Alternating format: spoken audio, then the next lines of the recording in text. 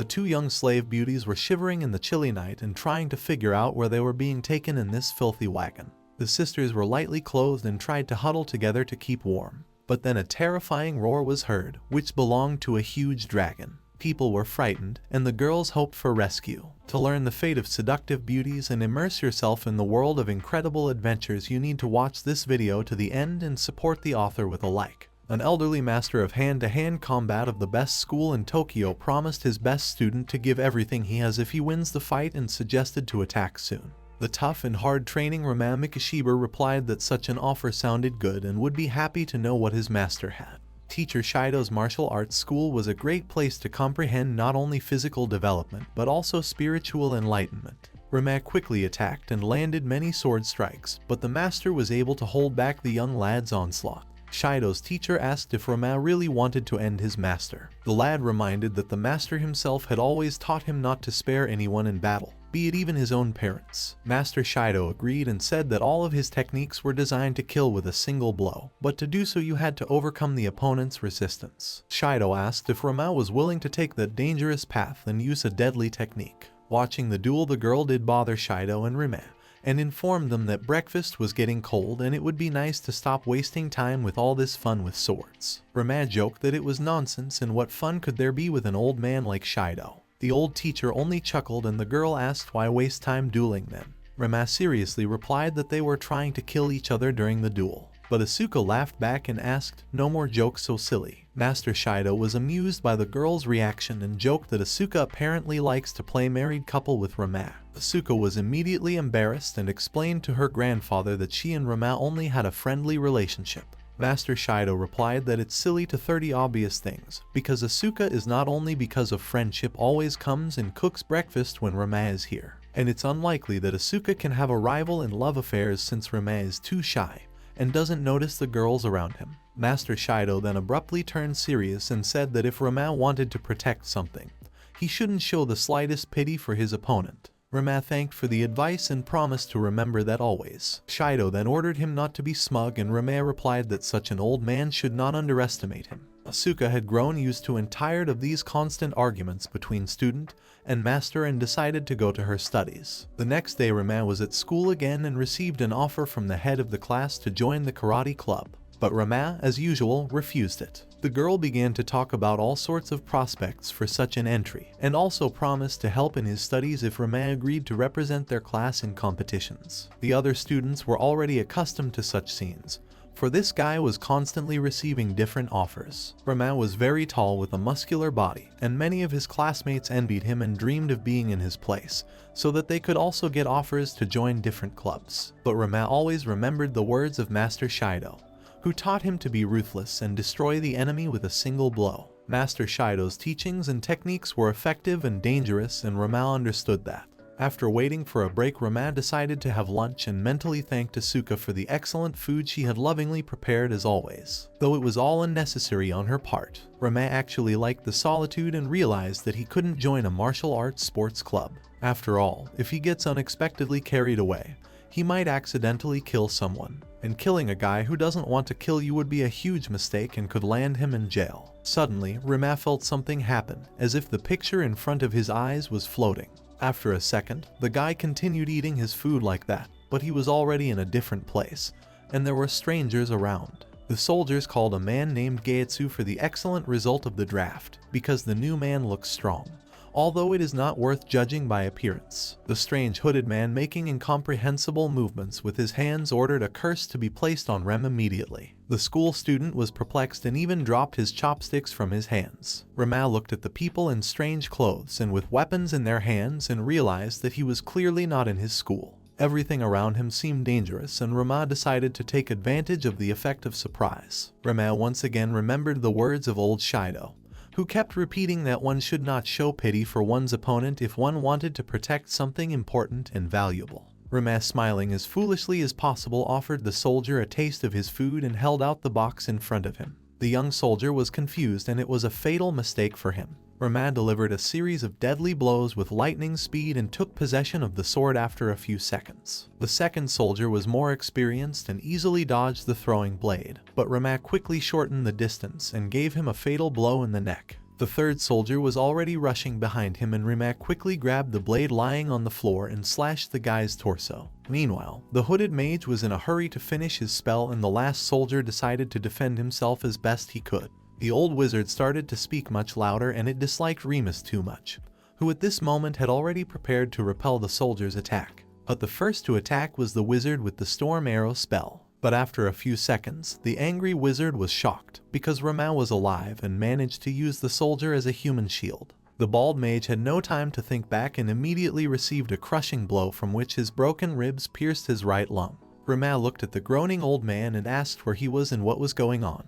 The bald-headed mage Geiatsu, feeling the intense pain, realized that he couldn't cast magic in such a state. Then he wheezed that Rima was in the west of the central continent, in the royal palace of the Ultomai Empire to be exact. The dying old man explained to the surprised boy that he was the one who had summoned Rima from the other world. The bald magician did not understand how the alien could find out that it was necessary to knock him out of breath, and so deprive him of the ability to conjure. But Rima decided not to waste time and asked him how he could get home from this terrible place as soon as possible. The old man was breathing heavily and was afraid, for he saw in the boy's eyes the desire to kill. Mage Geiatsu thought that if he managed to subdue this strong man from another world, then the capture of the entire central continent would become a reality. The old magician realized that if he told the guy that it was okay to go back home, the alien would demand to do it right now. And if he told the truth, the summoned man would kill him. Geiatsu didn't want to die so foolishly.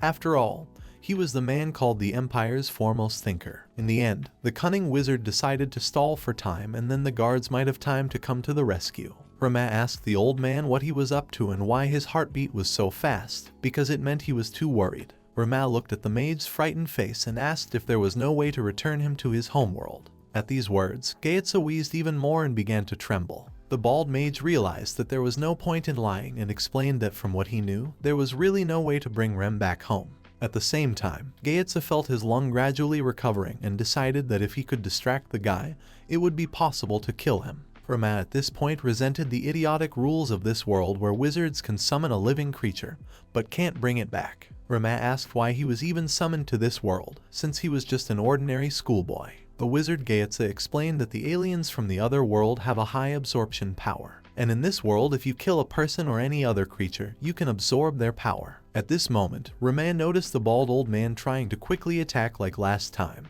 The guy reacted instantly and punched the nasty mage in the stomach with his knee. Rima was shocked to be transported to another world, but was also glad that he was not at home at the moment, because after killing people he would have been arrested. Meanwhile, Saria, the granddaughter of the chief magician, resented the long conscription ceremony and tried to break through the guards. The soldiers did not let the girl in and reminded her that it was forbidden for anyone to interfere in the process, because summoning people from another world was the most secret technique of all. Knight Rolf asked Saria not to worry and to wait a bit, but the girl replied that she was worried about her grandfather, because if he fails even once there will be a catastrophe. But then Saria did stop screaming and apologized for her stupid behavior. Rolf also apologized for his words and explained that everyone was looking forward to the completion of the ceremony. Knight Rolf stated that he well understood Saria's excitement since she is bonded by blood to her great-grandfather. But the girl exclaimed that even top-level wizards make mistakes and should enter the ceremony hall immediately. Rolf agreed and ordered the guards to stand back, while Saria prepared to cast a spell. The girl quickly applied magic and created a spell of explosion of flames that crashed with force into the massive doors. Rolf was surprised, for the fire could not affect the huge metal door in any way,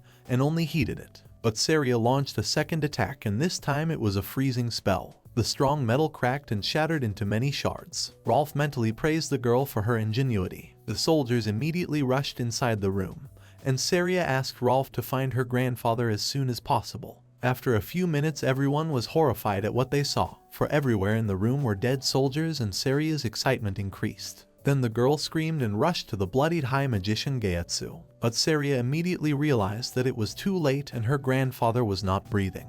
Then one of the soldiers shouted that he had found a survivor. The bloodied soldier whispered in a weak voice that they were attacked by a monster who ran away. Rolf ordered to immediately bring a stretcher and send the wounded soldier to the infirmary, and then advised the guy to keep quiet to conserve his strength. Commander Rolf promised the lad that he would definitely get help and thanked him for his service. But Rolf did not realize at that moment that in front of him was actually a man from another world, who began his journey in the world of sword and magic with such a cunning and daring act. After seeing the crime, Saria was very worried and couldn't understand what kind of monster could have killed her grandfather, the leader of the royal wizards, and where could this locked room dastardly killer have disappeared to in the first place. It was also surprising that except for one soldier, all the men were killed with their bare hands. Commander Rolf didn't believe such a thing and couldn't understand how it was possible to kill all the armored soldiers with bare hands, and even the kingdom's best magician. But the soldiers explained that they found finger-shaped bruises on the corpses, and some had crushed the back of their skulls. And the only surviving warrior could only say that they had been attacked by a horrible monster that had apparently been summoned from another world. Rolf still refused to believe in all this. After all, the summoned person should be at first weakened by the displacement, and only remained to conduct a thorough investigation and find the alien as soon as possible. But then one of the guards reported in an excited voice that there was an emergency in the infirmary, and this continued the series of surprising events. The infirmary was indeed on fire, and no one knew how such a thing could have happened, for there had never been an emergency in this place before. Just at that moment, Orlando was strolling in the garden and enjoying the magnificent fragrance of bright red roses. But then cries for help and requests to call a magician and bring water were heard. Orlando reacted immediately and decided to find out what was going on and where and what exactly was burning. Quickly getting to the source of the fire wizard, Orlando decided to use water elemental magic and summoned a water storm to help. In just a few minutes the fire was neutralized, and in some places only a few smoking boards were left. Just at that moment, Commander Rolf and Saria came to the scene. The girl immediately demanded an explanation from the young wizard, but Orlando immediately explained that he himself knew nothing and only tried to put out the flames. But Saria still did not calm down and asked for an immediate explanation of what had happened here. Orlando called these demands stupid, because he himself came to this place only a few minutes ago, and does not know anything at all. Then Saria told how the infirmary of a wounded soldier, and after that there was a fire here. The girl asked if Orlando had seen anyone suspicious on his way to the infirmary. In fact, he hadn't seen anyone, and at that moment the local Dr. Ronbelt appeared and said that the strange soldier who was brought to the infirmary was very dangerous and he had killed Aaron. Ronbelt said that indeed recently a badly wounded soldier was brought to him, who at first glance was on the verge of life and death. In fact, the not too responsible imperial doctor left the care of the wounded soldier to his assistant, and Aaron's son, and went to his room to drink alcohol. All the soldiers of the Imperial Army were well aware of such a harmful addiction of the chief doctor. But the young nurse calmed the soldier down and explained that Aaron was a capable doctor despite his young age. Aaron did not continue to argue with his father and asked him to remove the armor from the wounded soldier. But at that moment an unexpected thing happened. The agitated soldier wheezed loudly, and Aaron was horrified to see a blade stabbed into his neck. The young nurse screamed in fear and everything turned into a frenzy. Rama, thanks to just one blow, killed the young nurse, trying to stop her screaming as soon as possible, and then grabbed Aaron, who was trying to call for help.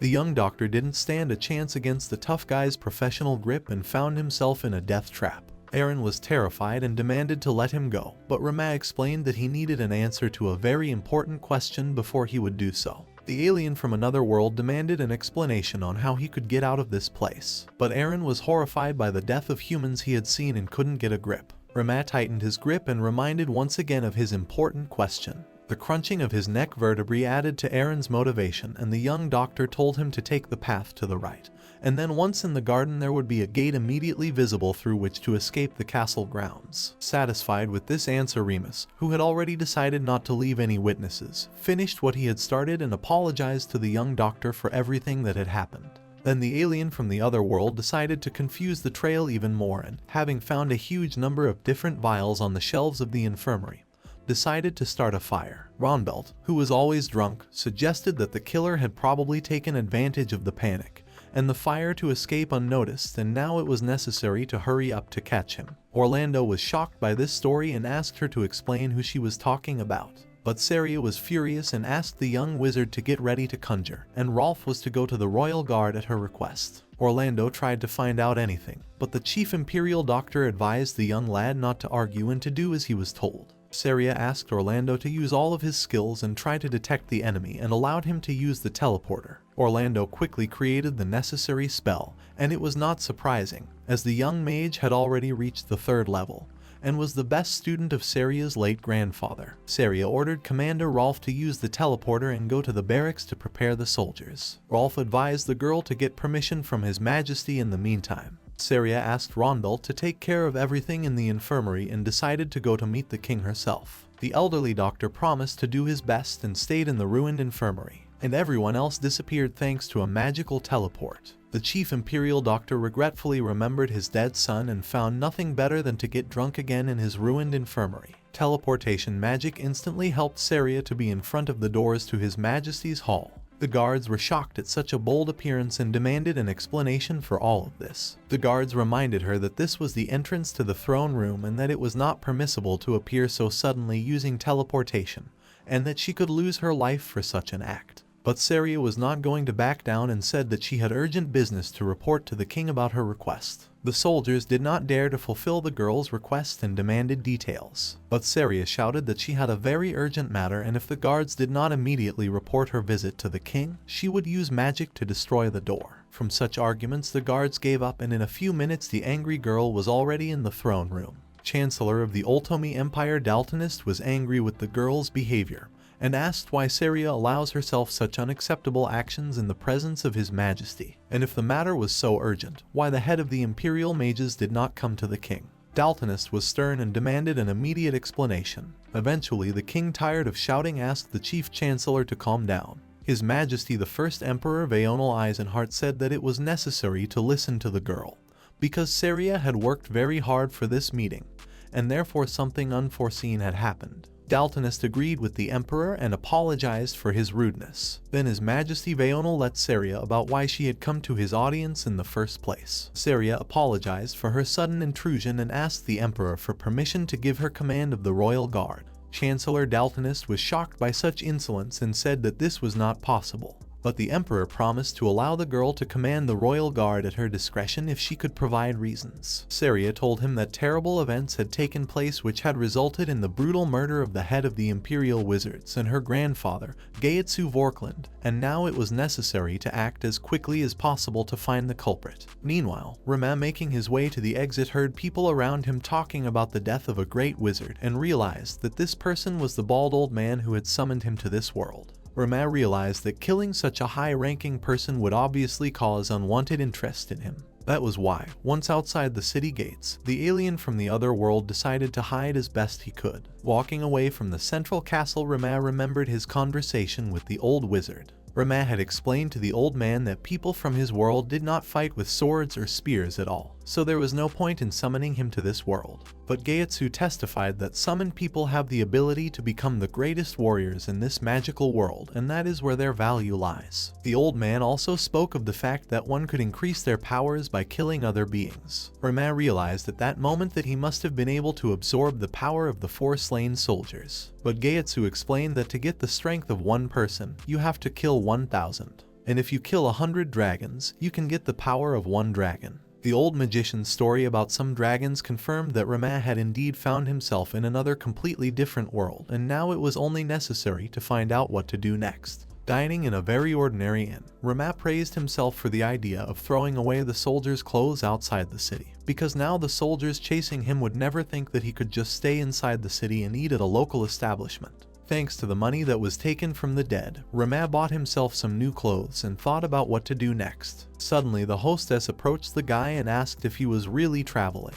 because she had never seen him here before. The woman of impressive size offered Rama a huge mug of cold beer, which the guy had not ordered. The woman explained that he had caused her to run out of break, so it would be nice to have a drink with her. The good-natured hostess of the establishment explained that she wanted to treat the nice guy. But Rama realized that he was now in a ridiculous position, since he was only 16 years old, and so he replied that he felt a little awkward. Rama ended up thanking him for the treat and took a few sips. The boy realized that he certainly looked much older than his age due to his training, and so would have to pose as an adult. The woman looked at the guest carefully and said that the guy was a good person and surprised Rama. The woman explained that she very rarely hears the words polite person, and so Rama is certainly a well-mannered and kind guy. The woman then suggested that this was Rama's first time in the imperial capital, and so he seemed a bit distracted. The lad explained that this was indeed the case, and in fact his parents had died unexpectedly due to a terrible illness. The woman immediately apologized for bringing up the sad events, but the guy replied that it is not worth worrying about, because he has already come to terms with it and is now thinking about trying to live in this city, and so he would like to know if there are any good jobs in this city. Rama explained that he was pretty good with a blade.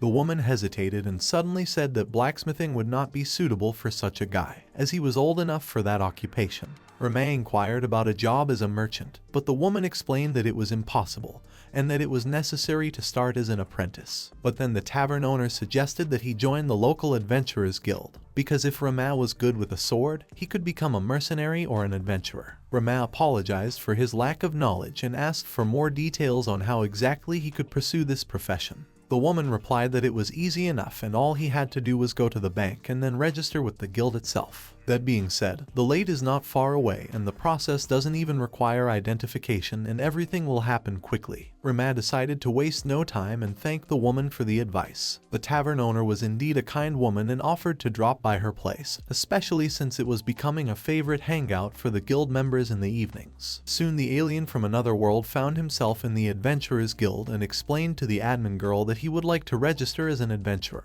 and it would be nice to know about the current quests. The pretty girl behind the counter immediately realized that the newcomer was in front of her and asked to see his bank card. Rama had already been to the bank and provided the card. The girl read the information carefully and asked if he was really 16 years old. Rama confirmed that everything was correct and there was no mistake. Rama explained that he just looked much older than his age and was used to being asked about it all the time. The girl apologized for her disbelief and was really surprised at the guy's large build. Rama asked not to worry and noticed the embarrassment on the girl's face, because she really already had time to consider in the newcomer a possible partner for pleasant meetings in the evening. Then the admin girl decided to return to her duties and promised to tell about the rules of the Adventurers Guild. As it turned out, the guild is a very large organization with branches all over the continent. After registering, each adventurer receives a rank and a level. The level score determines the strength of each adventurer, while the rank can be increased or decreased based on the person's achievements. The administrator then asked Rama what he knew about power absorption.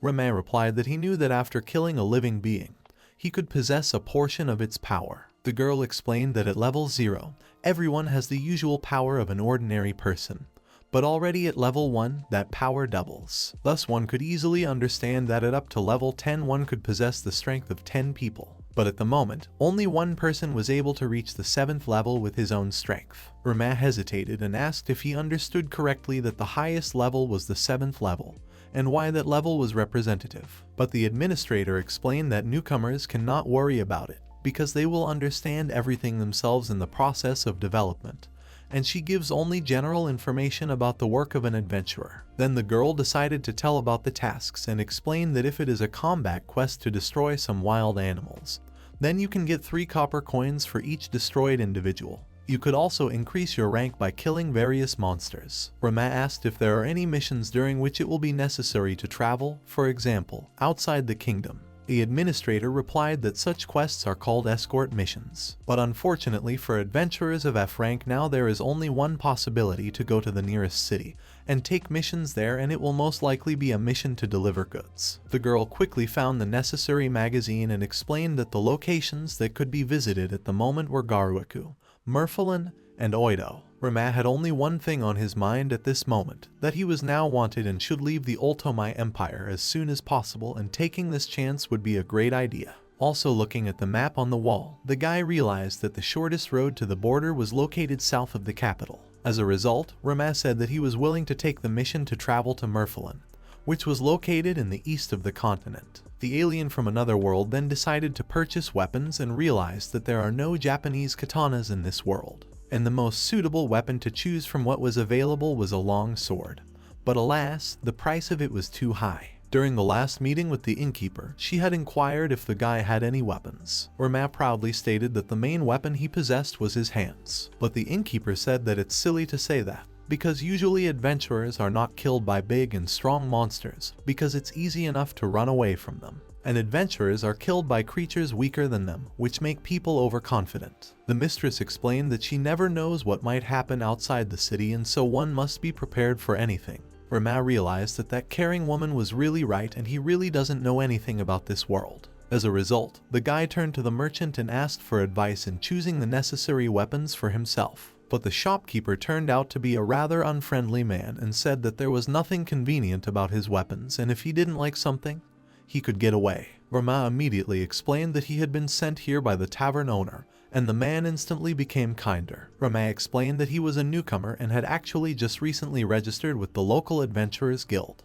The owner of the armory asked him to wait a few minutes and warned him never to say any more silly words about weapons, like comfortable or suitable. After a few minutes went around the man offered to look at an excellent dagger. Rama was surprised at the beautifully crafted weapon and asked if he understood correctly that this dagger was forged to a certain recipe. The shopkeeper was surprised at the boy's insight, and Rama explained that although this dagger was quite cheap, its forging makes the blade very strong and resistant to breakage. The shopkeeper complimented the lad on his ability to evaluate weapons, for such skills are not available to everyone, even experienced ones. Rama eventually asked him to show him some one-handed sword with a curved blade. The master armorer asked if the guy was referring to a sword called a katana, which is used in the other world. And if that was indeed the case, then he had no idea how to make such a weapon. The shopkeeper then suggested that it looked like normal weapons would be useless to Remus and offered to follow him to a special room where he had a collection of weapons from another world.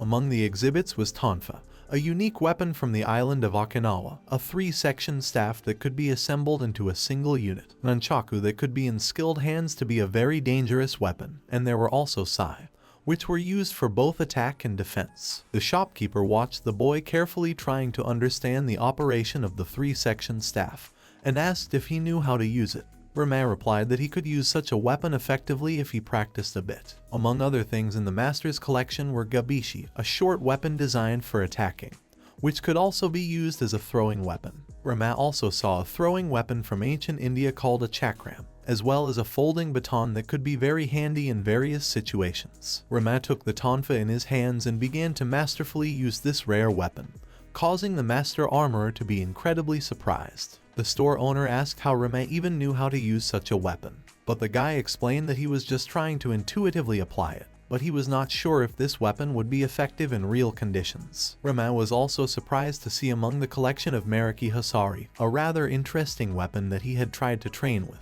but was not sure that he could use it effectively, and so further decided to examine the throwing weapons. But in the end, after looking through Master Rama's collection a few times, he decided to take the Hasari wigs and chakram and asked for a sword. The boy decided that he would need to get used to the sword from this world as soon as possible. By evening, Rama returned to the tavern and of course caught sight of the landlady. The woman immediately asked how the meeting with the master armorer had gone, and the boy demonstrated the weapon he had acquired. The woman was happy that now the boy was armed and could defend himself quite effectively. Then the innkeeper asked if Rama had gotten any quest letters from the guild. Rama had no idea what she was talking about, and the woman explained that the guy should have definitely gotten such a letter from the guild, but most likely he had just forgotten to do it because he was still a newcomer. But the adult and rather drunk adventurer explained that there was nothing wrong with that, and every newbie always makes mistakes, so Rama could return to the guild tomorrow and get his quest letter without any problems. Rama thanked the man for his help and decided to do exactly as he was advised. The drunken and kind adventurer then told everyone present that Rama was just another newcomer to the guild, and therefore everyone should help him in any matter. After a noisy dinner with the rest of the adventurers, Rama was finally in his room and was glad to sleep on a real bed.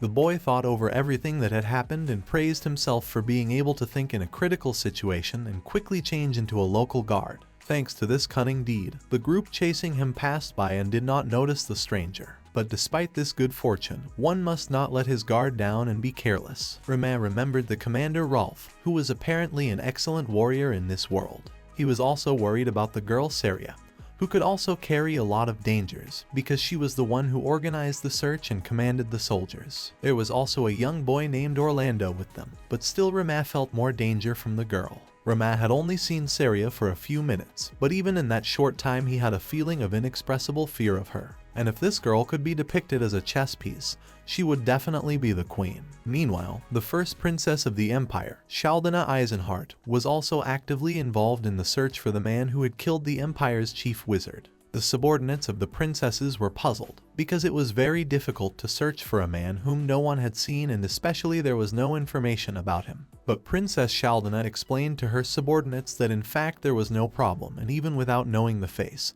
she would be able to identify this insidious killer. Saria was outraged at the leadership's behavior and asked why they weren't catching her grandfather's killer. Princess Albina explained that it was dangerous to continue the search at night, and they would go back to discuss their actions for tomorrow. But Saria disagreed with this decision, and eventually the princess asked Orlando to calm the girl down. Orlando of course rushed to do Shaldana's bidding and apologized to Saria for doing so. The girl resisted and tried to free herself, but Orlando left no opportunity for that. Meanwhile, Commander Rolf asked the princess where they were going to go tomorrow. Shaldana explained that tomorrow they would split into 2 groups. The first group will be led by her and will go to the east, and Rolf would go south with the second group. Rolf thought about this decision and suggested that most likely the fugitive would head to the south of the continent.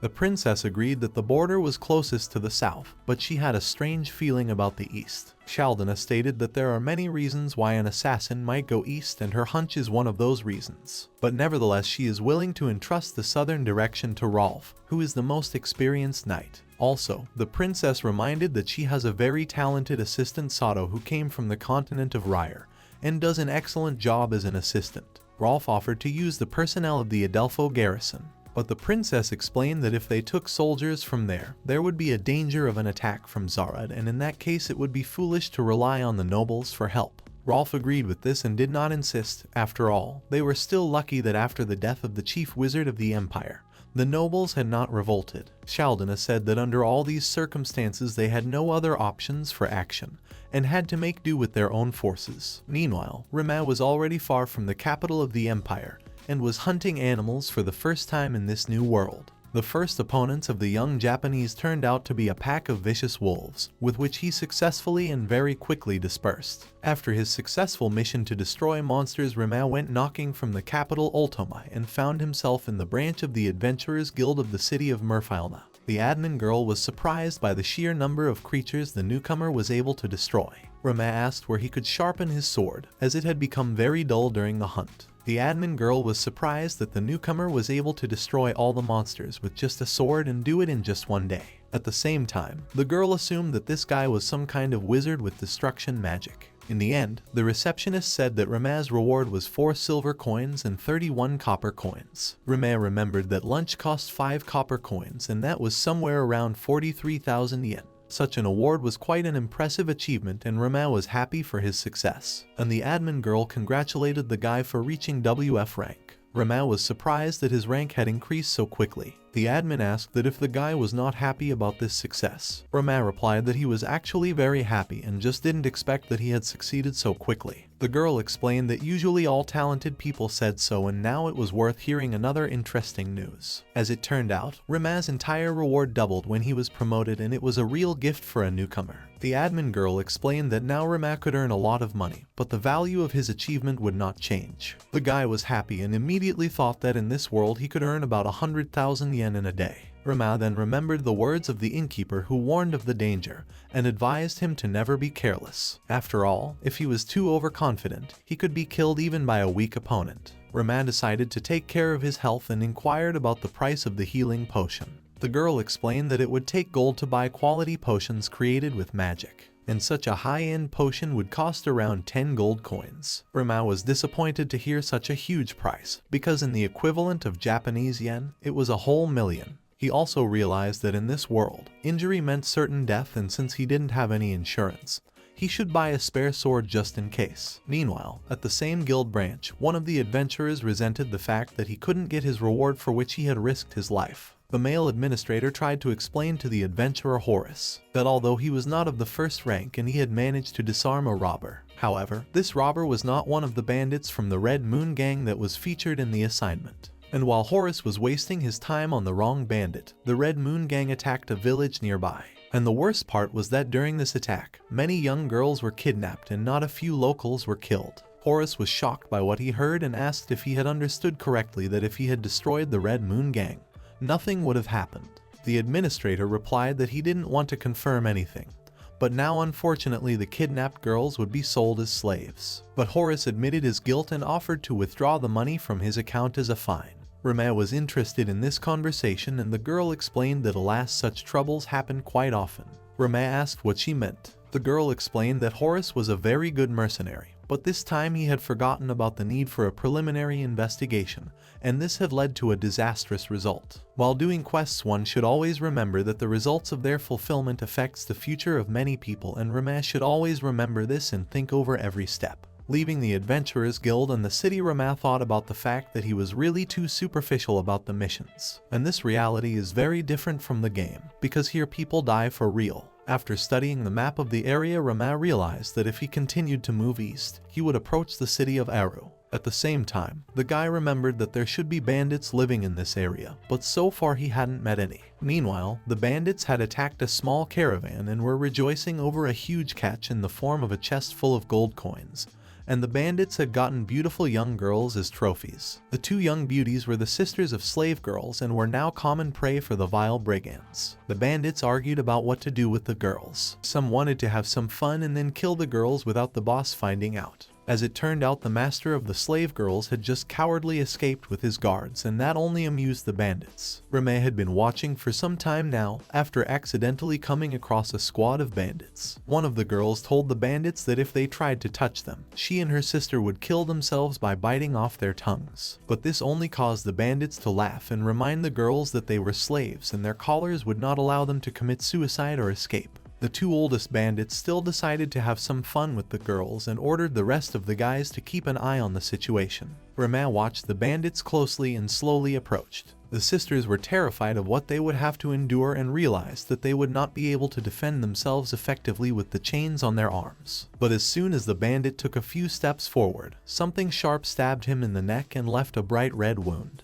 Thanks to his swift running, Rama quickly found himself next to the girls and decided to protect them. The bandits were furious that some guy dared to interfere with them and claimed they were the Red Moon Gang. But Rama stuck his sword into the ground and calmly approached the bandits. From this unusual behavior, the bandits were surprised and confused. The bandits then decided to kill the insolent stranger, but Rama had thought of everything and was ready to attack. First, Rama used a throwing disc, and after that he grabbed his sword and began to chop his opponents. The entire fight lasted only a few seconds, and in the end there was only one surviving bandit who squealed in fear. Rama looked disdainfully at the frightened guy and punched him in the face with all his might. The stunned sisters looked at their savior in silence and didn't know how to react. And Rama asked the slave girls if they were all right. The girls were frightened, but Rama still realized that they were all right. But suddenly one of the slave girls said that Rama had blood on his face and wiped the cut with a handkerchief. The guy replied that he was fine. The blonde girl introduced herself as Rora and explained that her younger sister Sarah was beside her. Rama of course noticed that the girls appeared to be twins, and the only thing that distinguished them was the color of their hair. The girls bowed low and thanked Rama for saving them. But the boy replied that he had no right to accept gratitude from the slave girls. Rama explained that he had waited a long time for the right moment when the brigands would lay down their weapons and begin to remove their pants. He had to wait for the bandits to relax and lose their attention before launching his surprise attack. Rama admitted that he wasn't going to make excuses, but he was still sorry for the negative experiences the girls had had. Sarah asked Rama not to blame himself for anything, because things could actually have been much worse. Rora agreed with her sister and apologized that they couldn't properly thank Remus for his feat. Rama calmed down and looked closely at the girls. The sisters had beautiful swarthy skin, trim bodies, and their luscious melons were truly appetizing. The guy felt his face turn red with embarrassment and realized why the bandits couldn't resist such temptation. Rama immediately pretended like he was thinking about something serious, but he was also thinking about the fact that the girls' clothes looked very similar to the dresses of Arab belly dancers, and also the collars and shackles looked very unnatural. Then the boy asked the sisters what their last name was, but Rora replied in a sad voice that slaves don't have last names. Rama thought he shouldn't have asked that unpleasant question. The girls then inquired about the name of their savior. The boy introduced himself and asked not to be called savior, as it was enough to just speak by name. Rama asked the girls what they were going to do next, and if they wanted he could take them to the nearest Aru town. But Sarah explained that they couldn't go anywhere without their master's permission. Rama was surprised at such foolishness and asked if the girls really meant it after all that had happened. Rama recalled that their master had run away with his guards immediately after the bandits appeared and had not cared at all about the fate of the girls. But the sisters didn't see anything wrong with that, which made Rama even more perplexed. After all, it was so stupid that it was hard to understand the thoughts of the adult sisters. The boy asked if they would now just stand still and not go anywhere, waiting for their master to return and start giving orders again. The girls replied that they would, and the boy did not even believe in the reality of what was happening, because it all seemed really idiotic. At the same time, Rama of course remembered that he was being pursued by soldiers of the empire led by dangerous people, and it would be nice to get the two girls to the city soon and forget about their existence. Especially, he could only help the sisters to a certain extent if they themselves insisted that they were someone else's property. Rama then explained that it would be nightfall very soon and there was no telling what monsters might be dwelling nearby, so he should remove all the bodies as soon as possible so as not to attract the attention of predators. Rama explained that as soon as he made any effort to secure the area, he would leave immediately. The girls were fine with that and once again thanked the guy for his help. Dragging away the dead bodies of the bandits and guards, Rama reminded himself that he should only partially help these girls, even though it all seemed like the act of a hypocrite. After about half an hour, Rama had accomplished his task and decided that the girls were now in a safer situation. But then a strange sound was heard that caught the boy's attention. As it turned out, one of the bandits was hiding in the bushes, and now, taking advantage of Rama's busy schedule, he quickly saddled his horse and grabbed one of the sisters and hurried away. At the same time, the bandit managed to shout several threats and promised to take revenge on Rama. As it turned out, the bandit had grabbed Sarah and Rama cursed himself for his inattention, for he really thought he had killed all the bandits. To his surprise, Rama saw a vial of healing potion worth 1,000,000 yen on the ground, and then realized that he had no chance of catching up with the bandit on horseback. Rama lifted Rora to her feet and promised to try to think of something to save Sarah. But the girl suddenly declared that she could handle the problem herself and asked Rama to make a small cut on the little finger of her left hand. Rama had no idea why he should cut his finger, and the whole thing looked completely inappropriate. But Sarah shouted that there was no time for an explanation now, and Rama just had to honor her request. Despite the idiocy of the situation, Rama still decided to make the cut on his finger and then asked if he had done the request correctly. Sarah took Rama's hand, or rather her interest in the small drop of blood, and began to whisper something. Rama immediately thought that he had always had a strange feeling about these two girls and perhaps they were unusual slave girls. Sarah, continuing to hold the boy's bloody finger, began to address the great god Harv and asked to hear her vow. Rama felt a strange feeling and just watched as this beautiful girl prayed and did whatever manipulations with his blood. Once the prayer was complete, Sarah asked the god to accept her blood offering and create a blood contract. Just at that moment, the girl's body began to emit a strange glow. A second later, the massive collar and heavy shackles shattered into many pieces as if they were made of ice or fragile glass. Sarah then announced that everything was now ready and apologized to the boy for using her powers without permission. Rama was impressed and didn't know how to respond to such a thing. After that, Sarah started praying again, or rather creating some kind of spell, and then Rama clearly heard the girl asking to cut the damned brigand. In the next moment, Sarah used a magic blade spell that instantly caught up with the brigand. Before the imminent blow, the brigand cursed and regretted that the slave girls actually turned out to be sorceresses. Rama watched in amazement as the young girl used almost the same technique as the vile old man who had summoned him to this world. The magical strike was slightly off target, but still managed to topple the horse, and now the brigand had lost his advantage. Afterwards, an elated Sarah asked Remus to bring her sister back and get even with the vile bandit. Sarah also asked to go immediately after her sister, because the bandit could hurt her. Rama noticed that the distance to the fallen rider was at least 1 kilometer, so it was unclear how they could get there too quickly. But Sarah had already said a new prayer and asked the deity to help her become as fast as the wind. Then the young sorceress grabbed Remus' hand and explained that now she would start to run very fast. The boy had no time to answer and felt an incredible acceleration, as if he had grabbed a passing bus. It only took a few seconds to cover a great distance, and Rama was delighted with such a convenient method of transportation. Sarah immediately ran to her sister, and Rama made a sudden braking attempt to keep his balance and also hurried after the girl. The long-awaited and exciting moment of the meeting of the two sisters ended with a mutual embrace, and Rama exhaled with relief because both of them were alive. Then the boy looked again at the distance he had managed to cover so quickly and appreciated the benefits of wind magic. Sarah asked if Rama had never heard of such magic before. The boy realized that he had made a mistake and might give away his true origin. It was not to say that he had never encountered magic, but it was also clear that the girl was beginning to suspect him of something. Sarah was also confused at this point and couldn't understand how such a guy with a great level of martial arts knew absolutely nothing about the manifestation of magic. But then Rora distracted her sister and they started talking about everything that had happened. Rama remembered the bandit, who meanwhile was trying to make his escape again, his horse's legs stuck in the mud and branches. The girls just watched the bandit and eventually decided that their new master Rama should handle the situation himself and decide the bandit's fate. The guy was surprised that the two beautiful girls called him master for some reason, but eventually agreed to take responsibility and deal with the bandit. Rama realized that there could only be one solution in this situation and drew his sword. The terrified bandit began to slowly crawl back and beg to be kept away from him. The bandit started by offering Rama money and any entertainment if he would let him go, and then he turned to threats and said that there were over 100 men in his gang and they would avenge his death, and their leader, Zaryuda, would never forget or forgive the killing of his men. Rama replied that the bandit is incredibly stupid, because if he dies in this forest, no one will be able to know who exactly killed him. Rama also stated that the bandit would not get out of this situation alive anyway, and it was time for him to accept it. The bandit tried to scream that he had a daughter, but the sharp blade of the sword could not be stopped and the screaming stopped instantly. Afterward, Rama asked the girls if they were sure this was what they wanted, but the sisters only nodded in response, confirming their desire. But then Sarah admitted that they had rushed into killing him because they could have gotten some useful information from the bandit.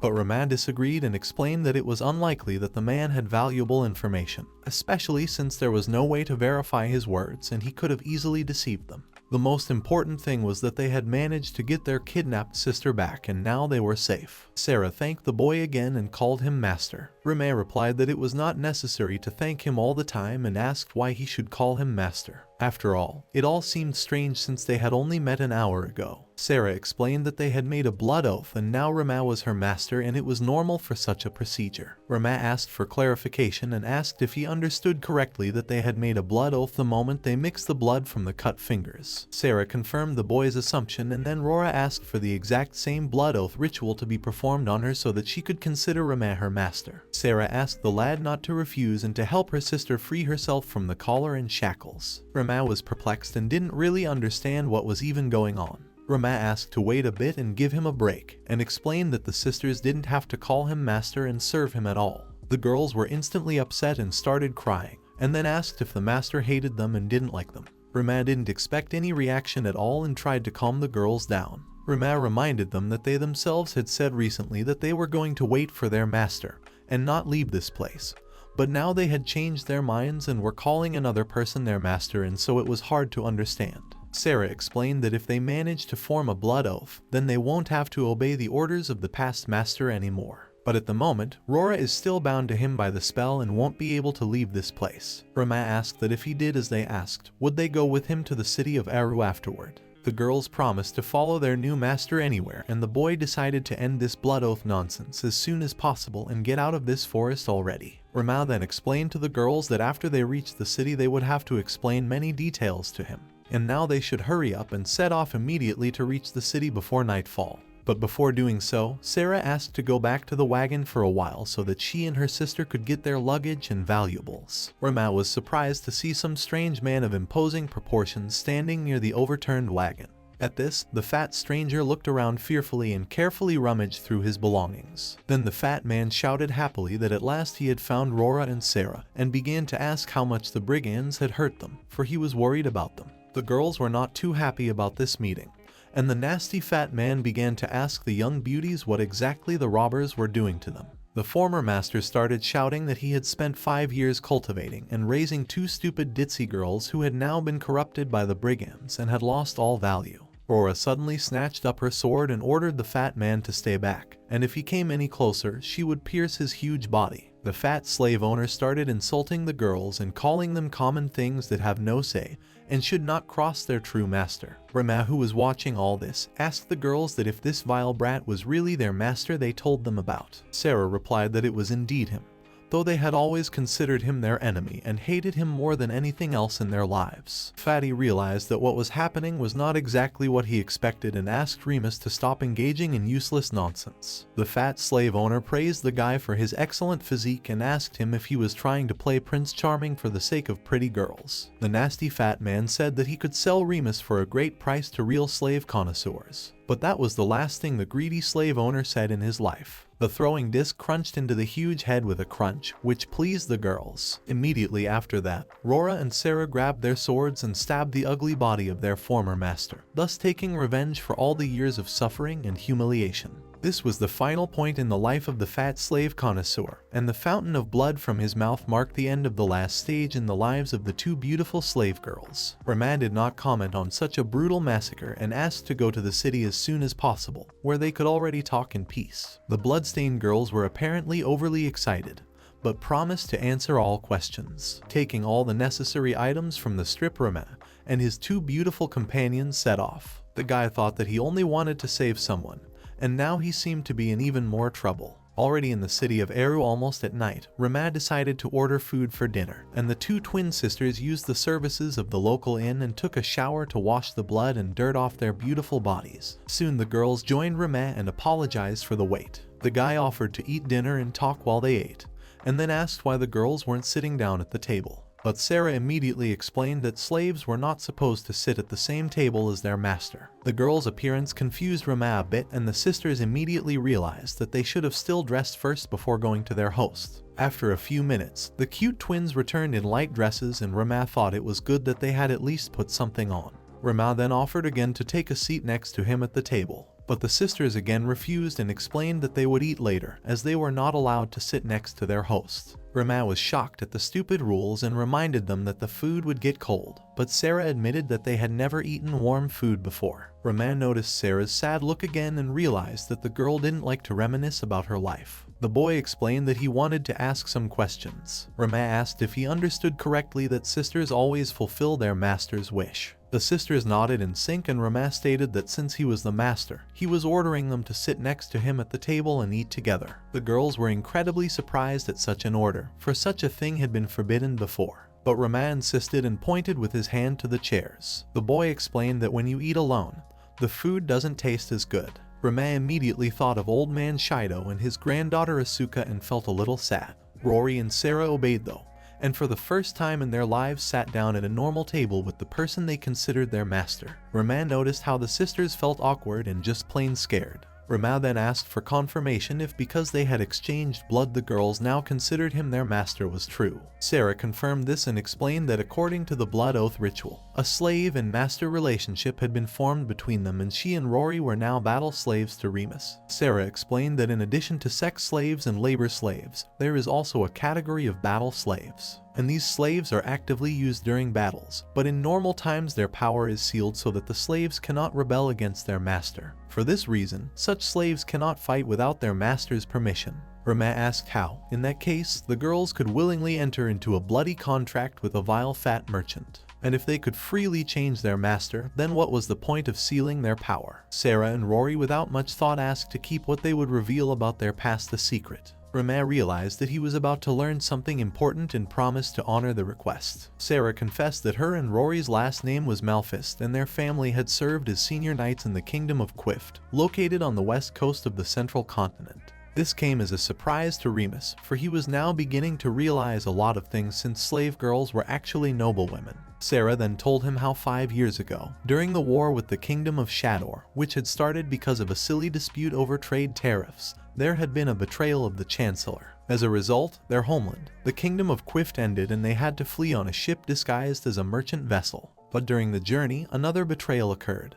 But now it was the guards who did it, and they were eventually sold to the merchant Azos as slaves. Rama was horrified at such sad events and realized how many trials these two young girls had endured. The sisters explained that they had truly believed their guards, but could not have imagined or realized at that moment how weak people could be in the face of temptation. Rama suggested that if the girls hadn't been sold, the guards had probably killed them. Sarah said that their master turned out to be the same fat merchant they had killed in the forest, and it was he who had been able to give them special fighting skills to turn them into fighting slaves. But a long time ago as children, their beloved father had taught the two of them how to use a blood oath and always said it would help them in life someday. Rama realized that the girl's father was a very clever man for being able to foresee even this course of events. Rama asked if their father had foreseen the possibility that they would become slaves and that way they could get out of a difficult situation. The girls confirmed that that was exactly what had happened. Sarah explained that she and her sister had been waiting for someone they could trust for a long time,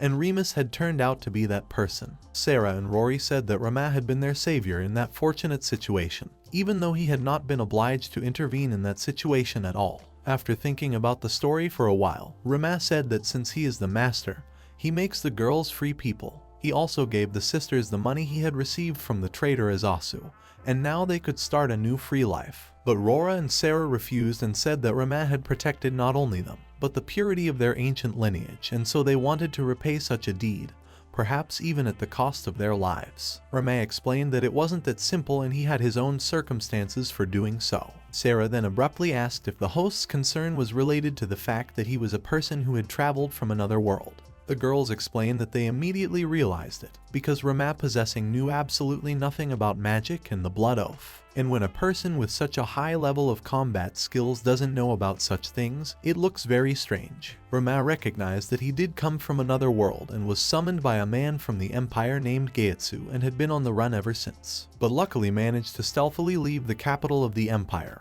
and make it so that no one knows him by sight, and that's the biggest advantage. Rama then explained that he wanted to be honest and believed that Rory and Sarah would hold him back during this escape, and especially he had absolutely no intention of making slaves. Rama stated that his pursuers would be looking for him and quite possibly realized that Rory and Sarah could also be dangerous. Therefore, being together was a bad idea, and so it would be safer for the girls to go their separate ways and forget about this acquaintance. Rory and Sarah thought for a while and replied that since the master wanted it that way, they wouldn't mind fulfilling his wish, but it would give them sincere regret. Rama didn't want to see the girls cry and explained that it didn't make sense for them to be together at all, since he expected to return to his home world one day anyway.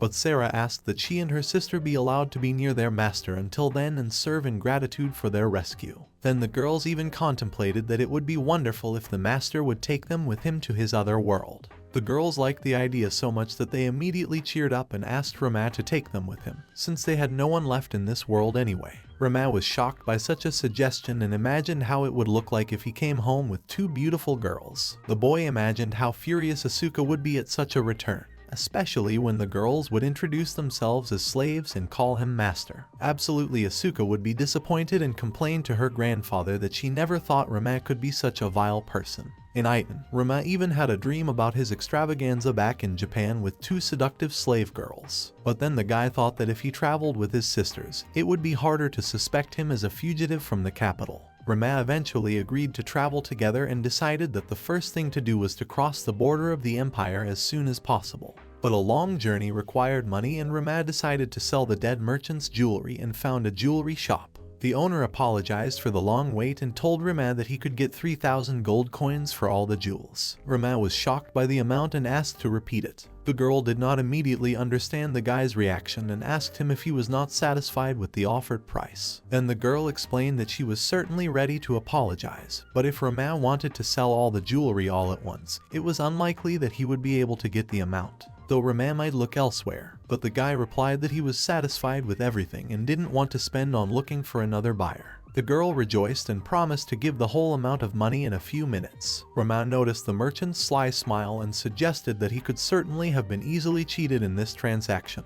But Rama didn't argue, for that was silly. In the end, the guy took his money and decided to head to the inn. Rama explained to the girls that before selling all the jewelry he had specially chosen and left 2 rings for them. But then Sarah gave the bad news that the border had been blocked, and they also managed to find out from the local adventurers guild that Princess Sheldona herself had arrived in town. And if it was just a normal blockade, they could just bribe the soldiers and leave the empire, but now it's more complicated. Rory stated that if they were to openly oppose the princess, it would be like getting a death sentence. Sarah complimented her sister and explained that it was mandatory to be charged with treason. Rama apologized for involving the girls in such terrible trouble. But Sarah asked if the host was sure that the princess had come here to find him specifically. The girls explained that Rama shouldn't blame himself for everything, But if such a serious pursuit was really organized after him, they should move with extreme caution. And of course, they shouldn't stay in one place for long. Looking at the map of the empire, Rama realized that the eastern border was now blocked, so he should follow the main road out of the city and try to escape through the northern forests. Although the enemy might assume such actions, especially since the princess's soldiers knew the area much better and could set traps. In the end, Rama remembered that risk is a noble thing and luck always helps the brave, so he suggested to his beautiful slave girls to escape through the northern forest. Rama decided that he must fight for his life and show his pursuers who is the hunter and who is the victim in this deadly game. Princess Sato's chief aide suggested that the assassin was most likely headed for the eastern border. The only way out of the area was through the forest. Sato suggested setting a trap in the forest as it would be the most logical solution.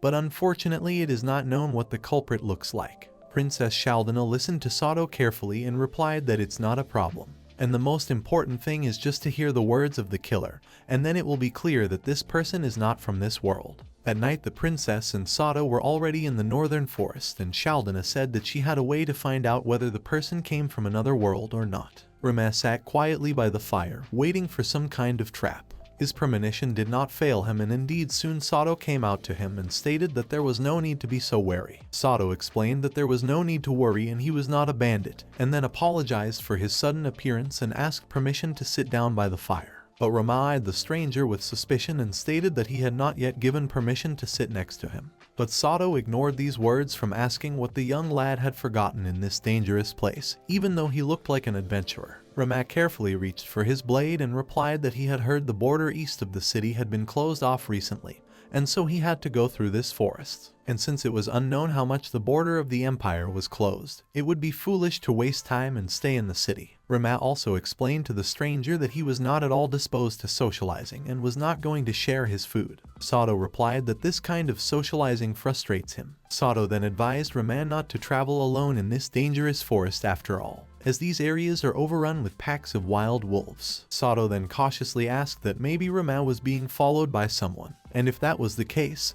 then his desire for privacy in this place was understandable. But Rama replied that Sato himself wandered alone in the forest, so it looked suspicious and he hadn't introduced himself or explained who he was yet. Sato apologized for his mistake and introduced himself, explaining that he was actually here on important business. Sato also admitted that he was the vice captain of the Succubus Knights of the Ultomai Empire, and as such he could be in any area he wished. Rama tried not to show his excitement and ended up offering Sato a piece of roasted meat. The vice captain, continuing to smile politely, thanked the guy for the treat. Sato then explained that he was actually in pursuit of one person in this forest.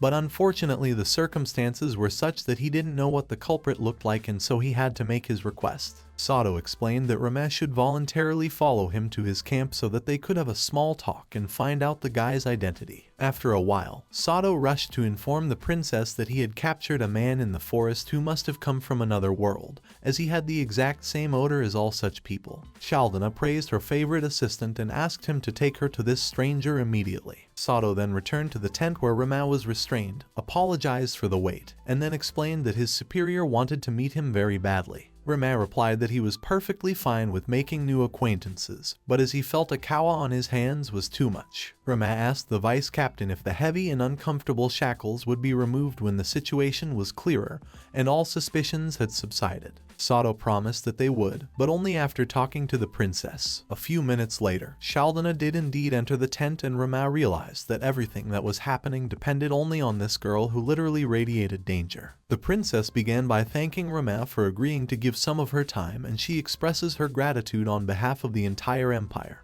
because now it is very important to find out some events. Rama had already guessed who exactly was in front of him, but still asked if he understood correctly that she was Princess Shaldana. The girl confirmed her status and name, and then apologized for such forced measures in the form of shackles on her hands. Rama replied that he understood, of course, and crossing the forest in such a situation did look very suspicious. Shaldana stated that it wasn't really all that suspicious, but that there were still some things that needed to be clarified. The princess then asked directly if Rama was really the person from the other world that the Empire's soldiers were looking for. Rama tried to be calm and replied that he didn't know what they were talking about. But the princess advised him to tell the whole truth, because in this situation it was useless to pretend to be an idiot. Sato explained that even after the royal family member used an extremely formal speech when talking to Rama, he continued to speak quite normally, and that's something the people of this world can't afford. Rama should realize that royalty in this world are like gods, and ordinary people would have immediately fallen to the floor after learning that there was a princess in front of them.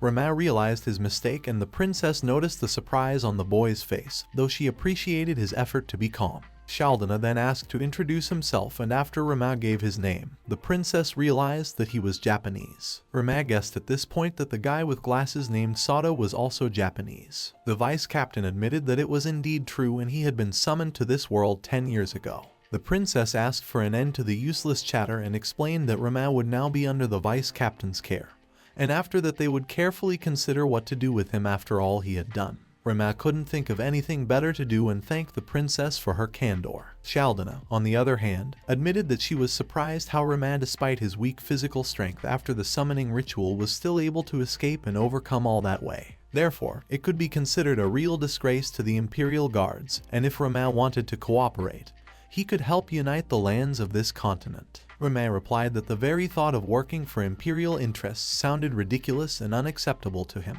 Sheldon reminded him that a being who had been summoned from another world must obey his summoner. At that moment, Sato thought that the princess' words sounded like a real delusion. Also, the vice captain didn't understand why Rama was so relaxed and didn't realize his current situation. Especially the scouts could return at any minute, and there are a lot of trained soldiers in the camp even without them. That being said, Sato constantly felt an overwhelming sense of unease. In the end, the vice captain apologized and asked the princess to listen to him. Sato explained that he of course remembered His Majesty's order to deliver the man alive, but that the alien from another world had to be killed immediately. The princess was angry at such insolence and asked how Sato dared to disobey His Majesty's direct order and pull his blade out of its sheath in front of her without permission. Sato promised to accept any punishment, but only after he killed this dangerous man. Then the battle captain, threatening Rama's sword, explained that only because they were both Japanese, he would allow the last words to be spoken. But Rama replied that he had no business talking to strangers even in the face of death. Sato was surprised and recognized that Rama does have a fair amount of courage. But Rama stated that it wasn't really true, because among those present here, Sato and the princess would be the people who would have to die very soon. A split second before Rora's magical attack, the vice captain sensed the danger and managed to push the princess aside. Getting out from under the rubble, Sato apologized to the princess and asked if she was alright. Sheldon replied that she wasn't hurt and asked what had happened. Sato himself didn't know for sure, but suggested that they were most likely attacked by a wind blade magic spell. Meanwhile, Rama thanked his faithful slave girl for showing up just in time. Rora replied that she was very pleased to see her master alive and unharmed. Sato was stunned to see the girl sorceress helping a man from another world. Rama at this point praised Rora for being very skillful in applying her spell, for he wasn't even hit by a chip from the destroyed wall. The girl replied that she was trying to please her master and make everything as good as possible. Sato was shocked that the guy from the other world not only had an accomplice, but she was also his slave. Rama wondered where Sarah was now. But as it turned out, the second sister had dealt with the rest of the guards very quickly, and at that moment appeared in a half-destroyed tent. Sarah explained that she had dealt with the soldiers very easily, because those stupid guards had not expected a magical attack and offered no resistance. Sato realized at this moment that they were attacked by battle slaves who could use strong attack magic. This was surprising due to the fact that in this fantasy world, there are very few people who can effectively use magic abilities, and if such people dare to work for the Empire, they are guaranteed to be awarded at least the status of a knight. It all depends on a person's abilities, but even an average wizard can match the strength of an army of well-trained soldiers. Princess Sheldon tried to get up from the ground and asked the girls who they were and how they dared to attack the Imperial soldiers. To all that, and answered quite calmly that the enemies of their master are enemies to them, and they do not care who to attack. The princess of course understood that slave girls would always listen to their master's orders, but these girls looked incredibly capable. Sato didn't understand why such capable sorceresses would follow some ordinary guy from another world, especially one who had only appeared a few days ago. The princess tried to whisper to the vice captain that they needed to escape somehow. But Rama of course understood everything and asked that did they really think they had any chance of escape in this situation. Sarah explained to her master that now he had an excellent chance to make a name for himself. After all, if he succeeded in killing a member of the royal families, his fame would spread throughout the continent. Rama thought about his decision and wasn't sure if he could handle two strong opponents even if he put his full strength into it.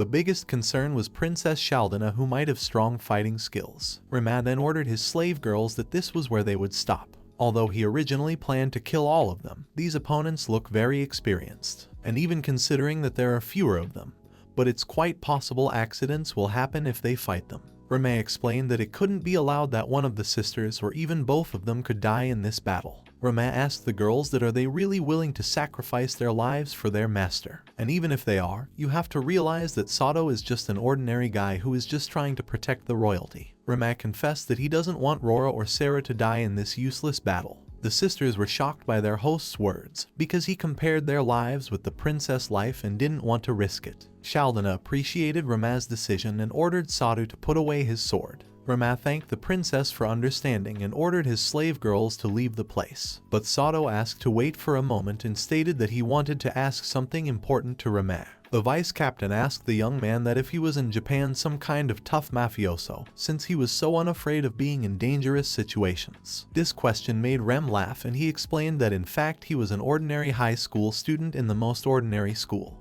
Sato, of course, didn't believe that answer and asked him to tell the truth, but Rama said that he was really only 16 years old and it was too early for him to even drink hard liquor. Sato didn't believe those words either and then asked how Rama could kill people so easily if he was recognized from the peaceful era in modern Japan. Rama, after thinking for a bit, asked the vice captain that should he really lose his right to self-defense against people who wanted to kill him first. After all, does Sato think that in such a situation one should just stand still and take the blows? After all, in a situation like this, hitting back is a very obvious action from a normal person. Rama explained that he would never hit anyone first, but he would not restrain himself if he was attacked. Rama remembered his master Shido and repeated his words that he only chooses to fight when he is determined to kill his opponent.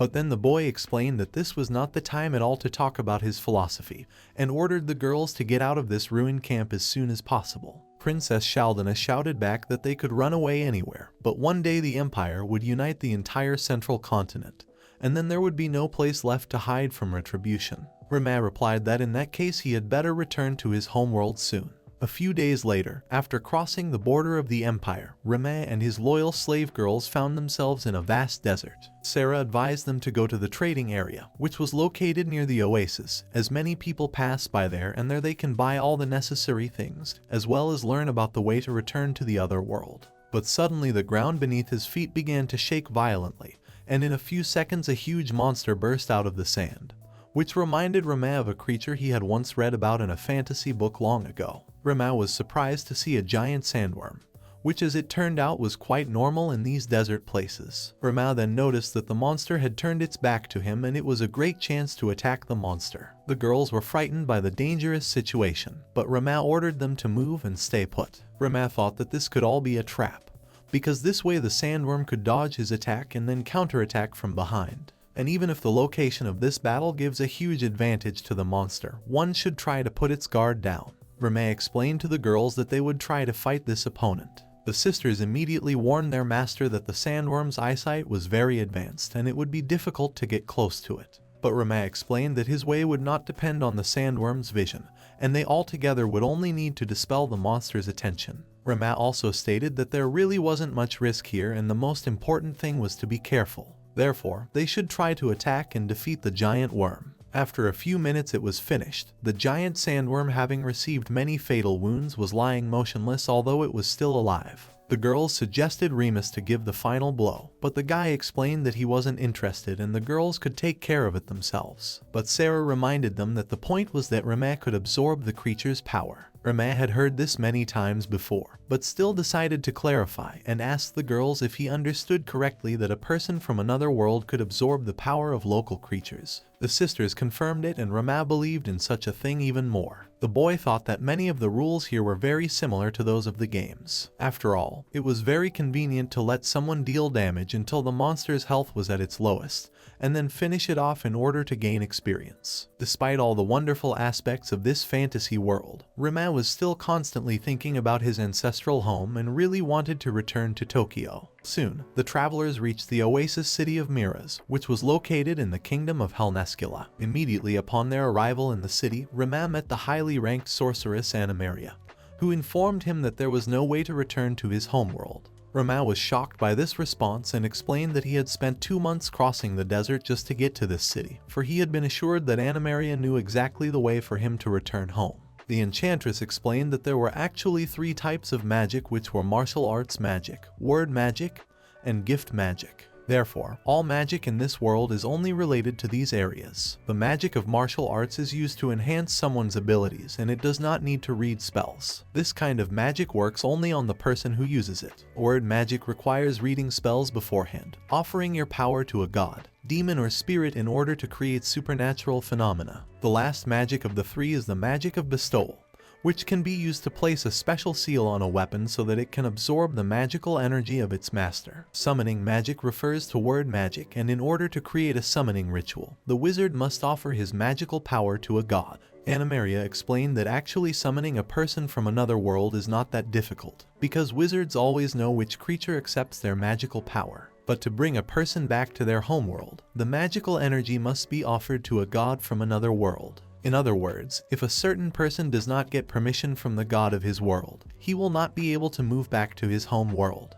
Therein lies the difficulty for the wizard. Rima thought about the information he had received and asked if he understood correctly that all he needed to do was to find out the name of a god from his world. Animaria confirmed that this was the most important thing for such a process. Rima rejoiced at this, for if this was indeed the case, he had an excellent chance of seeing beautiful modern Tokyo again. Rima explained to the sorceress that he knew the names of many gods from his world, and if that wasn't enough, then he could gather information from people who had been summoned here like him. Rima suggested that it would even be possible to find some records in this world, and then they would reach their goal. The sorceress Animaria then showed a huge book that contained the records of people just like Rima, and they all wanted to return to their homeworld. Animaria admitted that he was unlikely to be able to help get Rima back and had no idea who even said she had such powers. And most likely that person knows that she has the book, and that's why he gave her that advice. Rora and Sarah asked what it means that the sorceress has already tried all the ways to communicate with gods from other worlds. Animaria explained that this book had undergone several hundred years of editing, and so everyone should understand how difficult it is. Rima was upset by this answer, and the sorceress explained that that was the truth of this world.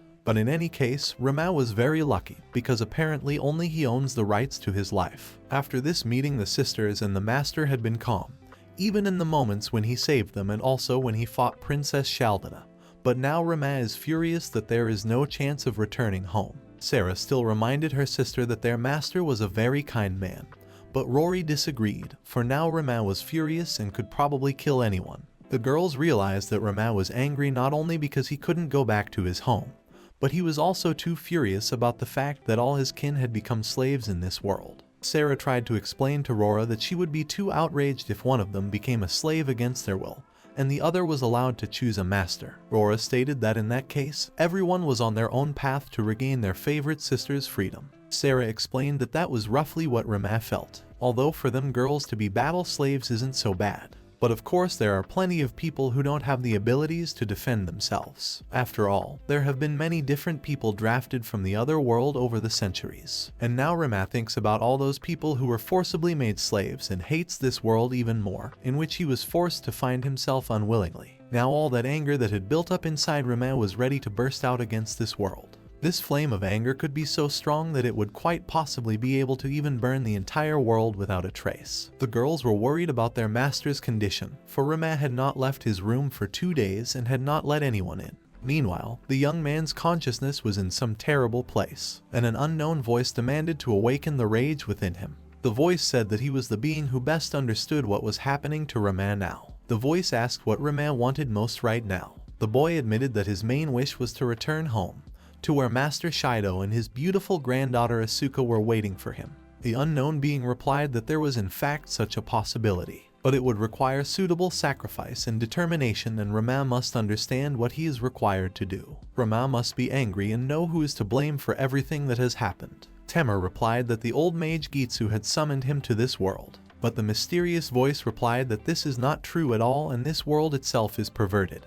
And the main blame lies with the one who created this perverted world and constantly sacrifices the summoned people from Rama's homeworld. And that is why Rama must take back what is rightfully his to do so. He must kill, defile, and allow the use of his body. An evil voice declared that Rama has incredible power and can quietly destroy the whole damn world. At this point, the two young sisters tried to bring their beloved master to his senses. The girls explained that he was screaming a lot and they had to rush into this room in order to help him. Rama slowly started to regain consciousness and began to realize that the joyful girls were hugging him so hard that he was having trouble breathing. Sarah suggested that they go to the dining room and eat something, since Rama hadn't eaten anything since he had locked himself in this room. Rama agreed with the girl and indeed felt very exhausted. The boy was then surprised to see the destroyed front doors, which were quite imposing and sturdy. The girls explained that when they heard the screaming, they broke down the door to help their beloved master. But Rama explained that it was not at all necessary to do so, for they could have safely asked the innkeeper for a spare key. Rama then quickly found the innkeeper, who immediately offered to taste the fresh stew while it was still warm. Rama agreed to try the delicious smelling dish, but then was surprised by the portion size and explained that he couldn't eat that much. The tavern owner replied that Rama should stop talking nonsense. After all, she had poured the food considering, and the two slave girls who were with him. The tavern mistress explained that those two girls had also not eaten anything since Rama had locked himself in his room for unknown reasons, and so he should stop being an insensitive idiot and hurry up and feed his slave girls. Rama was shocked by such news, for he had not even imagined that the girls would refuse to eat. Rama thanked the caring mistress, but the woman replied that she was only running her business, for which she liked to get money, and Rama should really be thanking other people. Rama didn't argue with the strict hostess and thanked her once again for the delicious food, but the woman reminded him that Rama still had to pay for the broken doors. In a few minutes, the guy was already in his room and offered the two young beauties to eat all together. Sarah and Rora had really been looking forward to eating and were now excited about the flavorful stew. Then suddenly Sarah asked Rama to calm down and restrain her anger with all her might, for otherwise it could lead to terrible consequences. Rama apologized for making the girls worry about themselves. The sisters replied that there was nothing wrong with that, but Rama must realize that this world is their home and they will not be able to survive its destruction. That said, it didn't matter at all how much the master hated this world, because they would both always remain his allies under any circumstances. Rama was delighted by such devotion and jokingly called the two girls real fools. But the sisters did not appreciate the humor and decided that they had made their master too angry with their words and now it would only get worse. But these fears disappeared after a minute, because Rama said that he was very grateful to the girls for their help and care. Rora realized at that moment that even if the master had cried, there would be nothing wrong in it. After all, this young guy is trying to act like an adult, even though he is actually a child. In the end, the girls laughed, and the guy trying to hide his childish embarrassment suggested to stay focused and eat the stew while it was still warm. The next morning, Rama and the sisters left the deserted city and continued onward through the central content area. On their way, they managed to destroy a giant praying mantis, whose body parts were well valued from the merchants of any city. Sarah asked her host why he hadn't fully utilized Azasu's merchant money and continued to wander the dangerous territories. Rama didn't even immediately remember the fat man who had been the girl's previous host. Then the guy explained that in this world he had no family or home to return to, and he also had no close friends. And that's why he decided to continue wandering as an adventurer to get at least some meaning in this life. But after a bit of thinking, Rama still explained in more detail that of course traveling can't be the real meaning of life, and he, as a warrior, goes on a journey to improve his skills. The boy admitted that fortunately what he had learned from that old grandfather-like creature he had seen during the dive into the horrible state had served him well, and now he really felt a great strength. Rama even clenched his fist for convincing purposes to personally verify this inexplicable power. Sarah explained to her master that he is not quite right when he says that he has no friends and no family in this world. After all, he has two faithful slave girls who are always willing to help and be there for him. Rama apologized and admitted that he was really wrong and he is not as lonely now as he could have been, and he was grateful to the girls for their kindness and loyalty. Soon the travelers found themselves at the entrance to a beautiful port city, where the cry of seagulls and the sound of waves crashing could be heard and the salty sea breeze could be felt. Rama was surprised to find himself in this unknown city, as many of the people seemed rather strange to him, though everything seemed calm and peaceful. Once at the local branch of the Adventurers Guild of Fulzar, the travelers met Master Val's Heinishal. This affable young man informed them that there was a dire situation in the city and Rama had to fulfill a forced quest. Rama wasn't too happy about this news, though he had a bad feeling after the guild administrator asked him to go to the guild master's office for an important conversation. Rama asked why he should be the one to take up this case, since it was quite unusual for him and he was generally new to it. But Master Valls explained that there was a shortage of personnel at the moment, and moreover, the guild rules did not state that low-rank adventurers could not be taken on forced quests. Valls then apologized for the unexpected mission and explained that it came from a very valuable client. As it turned out, this mission involved escorting a group of merchants from this city to the kingdom of Rhodesia. Sarah asked the guild master what would happen if they refused this assignment. Valls continued to smile and explained that in that case their licenses in the guild would become temporarily invalid, and after reviewing the refusal, they could be revoked altogether. Then the guild master explained that in any case the reward for this assignment would be very high, and moreover to strengthen the squad they would send several mercenaries together with them and the guild would provide the best equipment. In the end, Rama was forced to agree to this strange mission.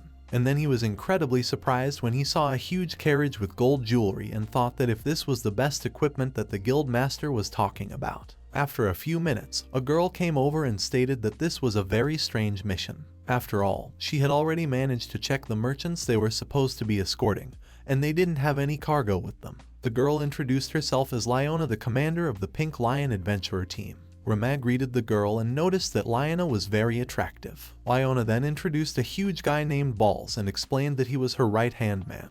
Just at that moment a guy appeared and addressed the adventurers. The merchant said that he was not happy with his escort, because how could two girls and a guy with a one-handed sword ensure his safety? Rama was surprised at such insolence and asked who the fat guy was. Sarah assumed that he was most likely the man who was the target of this mission. But then the merchant realized that the two twin girls were battle slaves. The brazen merchant was immediately interested in the sisters, realizing their real value. Then the merchant Masara offered the girls to trust him, because he could find them a better master. And in fact, such beauties would rather stay in bed than fight on the dusty ground. Rama decided to intervene in the situation and offered the vile merchant a look at his secret otherworldly martial arts technique to cement the encounter with a mutual understanding. Rama advised Masara to relax and not worry about his mission, though of course it is clear that being a merchant in this world is a very difficult occupation. Masara's firm fingers on his shoulders thought Rama was giving him a massage, but then Rama whispered to the merchant that it was very foolish of him to let a martial artist get behind his back. Masara of the true meaning of those words, but Rama explained that the most dangerous people seem very harmless at first glance and that's why they get to their victims. Masara continued to cheer and called Rama a perfectly well-mannered person. But the guy continued talking and stated that it was actually very easy to guess the merchant's thoughts. This time Masara didn't have time to react and the boy's strong arms closed around his neck. Rama still calmly and quietly asked if Masara was hiding something and lying to the people in his entourage. After a nice conversation with the merchant, Rama told his squad that this merchant was a vile liar, and most likely this mission was some kind of clever trap. Lyona wondered if that was really what Rama had found out when he grabbed the merchant by the neck. But the guy replied that it was already clear about the lie, and he grabbed the merchant by the neck because he just didn't like that nasty man. Lyona said that unfortunately they didn't know the purpose of the trap and what it was. Bolts, in his usual nonchalant voice, advised Lyona to think about abandoning this mission. But the girl explained that this could not be done, because they had only suspicion on their hands and if they abandoned the mission, it would ruin the reputation of their team.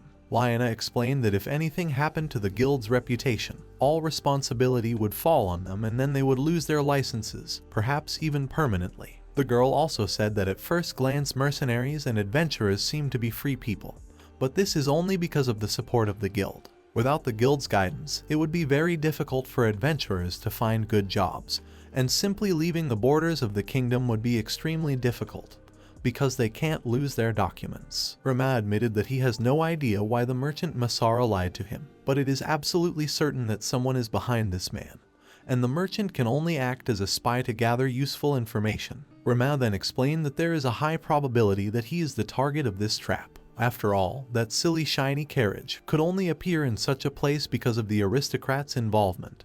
which means they are involved in this case. Liana asked if she should call some more people from her main squad, but Rama asked her not to, because then it would be clear that they suspected something and it was his personal problem. Rama said that he didn't want strangers to lose their lives because of him. These words amused the experienced adventurous girl, and Liana declared that Rama was either too nice a guy or a real jerk who had never grown up. Liana stated that she and her men personally might be assassins who are out to hurt Rama, and he talks so openly and sincerely to possible assassins even though they've only known them for a few hours. Rama assessed Liona's mental capacity, admitted that if that was indeed the case, he would then be better off giving up and dying right away. Those words caused more laughter, but then Liona asked not to worry about it. Rama admitted that he didn't know how to drive the wagon and asked Rora to take care of the problem. The two sisters once again reminded that they are always ready to obey their master's orders, and so Rama may not ask their opinion.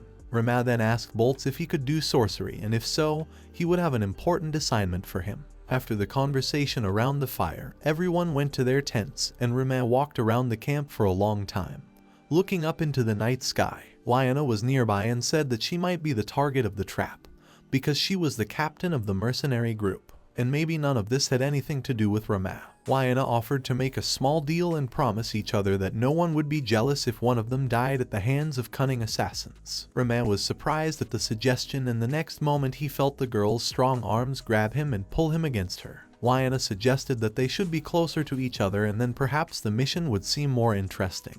But at that moment two angry sisters appeared, who were furious with jealousy, and immediately pushed Liana away from their master. Liana explained to the girls that they need not worry, as this little kiss was quite normal. But the sisters thought that Liana wanted to attack their master, and then hearing about the kiss pretended to calm down. Liana decided to build on the success and offered to use the luxurious carriage to have a nice time with Rema, especially since she had some very good booze. Rema was stunned by such frankness of the girl, but the sisters categorically forbade it. Rora and Sarah exclaimed with one voice that it was a crime to force a minor to drink alcohol by deception, and to try to seduce him. Rama realized that he was missing a great chance to be with Liona and said that in fact he was always ready for a strategic meeting with his ally, and that he could afford to have a few drinks. But the angry slave girls barked at their master and advised him to keep his mouth shut. Early in the morning the caravan of traders set off, but no one suspected that the caravan was being carefully watched and waited for the moment it left the royal forest. The commander of the monitored warriors ordered to fire on the caravan and force it to split up in order to take prisoners. He also explained that there was no particular need for killing, and the main objective was to prevent the witch from crossing the border at all costs. A few minutes later the traders came under a massive bombardment. The huge number of arrows sowed panic among the traders, and everyone tried to avoid being mortally wounded and decided to speed up.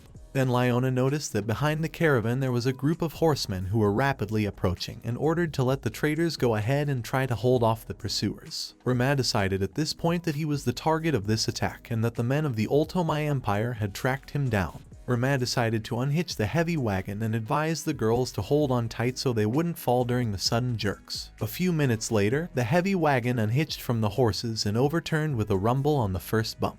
Rama thought it was a good chance to take advantage and try to increase the distance with the pursuers. But then Rora pointed ahead and said that the traders ahead of them had their swords aimed at them. This situation was dangerous and Rama was trying to find a way out of the trap. It was obvious that the two squads were surrounding and rapidly approaching towards each other. Rama expected something like this, but after a few minutes everything changed and fear turned into surprise. As it turned out, the pursuing squad and the merchant riders started fighting each other, completely ignoring the mercenaries and the adventurers. Rama and his slave girls did not understand what was going on and why these two groups were fighting each other, as if they had prepared for it in advance. Last night at the campfire, Rama had been thinking about a possible attack and had decided that they would be at an advantage. Rama explained to everyone present that the main advantage was that they were almost completely sure of the trap they had prepared. Liona asked how they could take advantage of this advantage, since they didn't know what would happen or when it would happen. Rama tried to explain that if they knew that a trap was being set, then it made perfect sense that whoever attacked first would think they had control of the situation.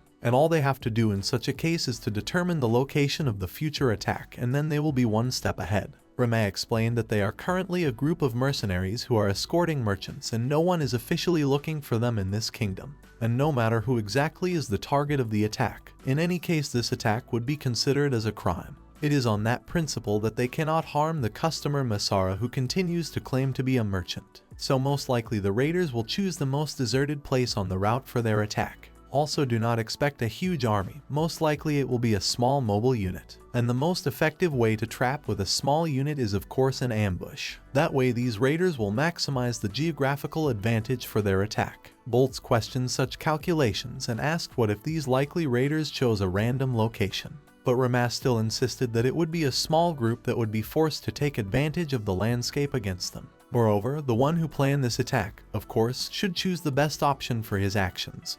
Otherwise he would look like a mediocrity in the eyes of his subordinates, and it would reduce the morale of the entire squad. Balls was surprised by such incredible assumptions of the young adventurer, and Lyona even at some point stopped listening to all these options for the development of events. Then Rama offered to look at the map and pointed out that the valley was located near the border of the Kingdom of Rhodesia, and the end of the valley near a high mountain could be an ideal place for an ambush. Lyona asked what they would do if the attack happened at night. But Rama explained that such an option was unlikely to happen, because at night it would be very difficult to navigate and recognize the target, especially one could accidentally kill his partner. And wasting time shouting his name in the dark and trying to see his own would be a mistake for any attacker. Rama even imagined at that moment how Sato was diligently planning this attack and nervously trying to find the best option. Before the caravan left, Rama offered to discuss all the information once more and reminded them that they would most likely be attacked in the valley near the border. It would also be very bad if his attackers were wizards. After all, in that case it would be very difficult to contain the magical attacks. Rama also suggested that the raiders would most likely take advantage of the height and throw rocks or fire arrows at them, in which case they would have to move much faster. You should also be careful with merchants after an attack. After all, when the attack happens, you have to let the merchants drive forward. It can be dangerous if they try to team up with the reinforcements. Lyona reminded that they might find themselves in pincers in that case, but Rama explained that it's good against an enemy that is as strong as you are, and so they should be stronger than the merchants and break through their formation if necessary. And even if they get caught in the pincers, they will have a chance to break through the weaker merchants. That had been the plan before this battle began. And now Rama realized that he was completely wrong, for the merchants turned out not to be the enemy, and were fighting the raiders. Rama tried to quickly figure out what he should do in this situation, and Lyona reported that so far her squad was fine, but unfortunately several mercenaries had already been killed. Lyona also reminded that now they had to somehow protect the merchants if the whole plan turned out to be wrong. Rama stated that in that case they should fulfill their original mission and asked Lyona to try to gather all the scattered mercenaries. Once all the forces were united, Rama ordered an attack on the raiders and led a squad of riders. The raiders' commander did not expect such actions from the mercenaries and also found out that the carriage was empty and the witch had disappeared somewhere. The commander then ordered the pursuit of the witch, and the merchants decided to pursue their opponents. Lyona praised Rama for his excellent actions, for now the raiders were in a difficult situation. But Rama replied that he still doubted that everything was going the way it should. But further events will depend only on the young slave girl, and one must hope for her abilities. Rama immediately remembered last night and the conversation with Sarah, who was too excited and even upset. The girl had apologized for wasting time and promised to start preparing immediately for tomorrow. But Rama explained that he only wanted to say something important. Suddenly Sarah started crying and asked that if her master was disappointed and wanted to send her away. But Rama immediately told her not to worry, because he had no such thoughts. But Sarah started crying even harder and decided that Rama really hated the battle slaves. After all, the master likes skinnier and prettier girls, and her strong muscles are disgusting.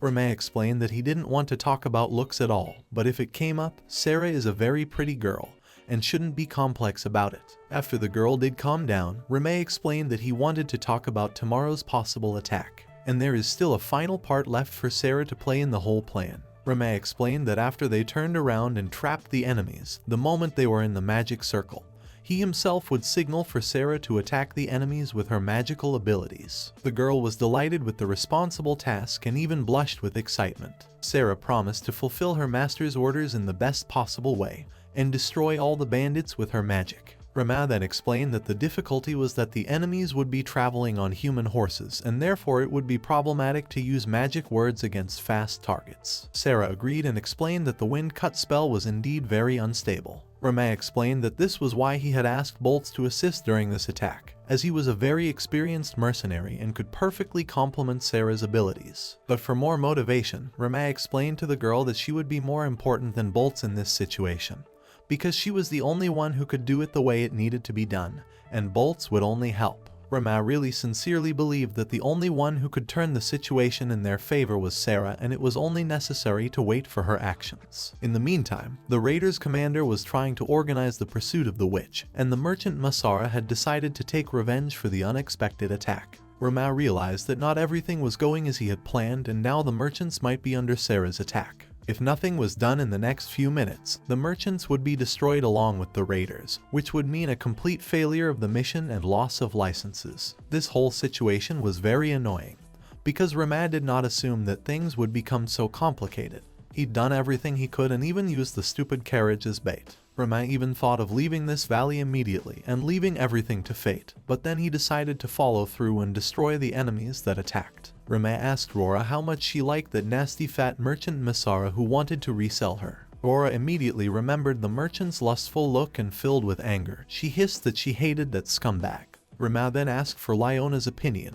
The mercenary squad leader also remembered the slimy face of the vulgar merchant, and said that she hated that bastard. Rama was pleased with the girl's mood and ordered everyone to rush forward and achieve victory. At the same time, Rama used a signal to Sarah to start her magic attack. Sarah immediately began to recite the stone bamboo spell, and after a few seconds, she created huge stone stakes that were a complete surprise to the squad of horsemen. After Sarah's magical attack was completed, all the devastating effects were visible. Rama ordered to see if there were any survivors and then personally located the merchant Masara. Balls reported after a few minutes that there were indeed survivors. They had already been counted. Rama praised the mercenary for his quick work and had all the survivors gathered in one place. Rama was impressed with the experienced mercenary's ability to combine magical attack with excellent combat abilities. But Bolts replied that it was really all thanks to the young lady Sarah, and he was only able to experience the weaved magic and should be grateful for the experience. The merchant Masara was furious and promised the most horrible punishments for the mercenaries and adventurers treating their customer so meanly. But Rama explained that the moment the traders drew their swords and began to fight the enemy meant that they were no longer their customers, and therefore the mercenaries could not be accused of breaching the contract. Rama stated that Masara's men weren't really merchants and the whole thing was a hoax from the start.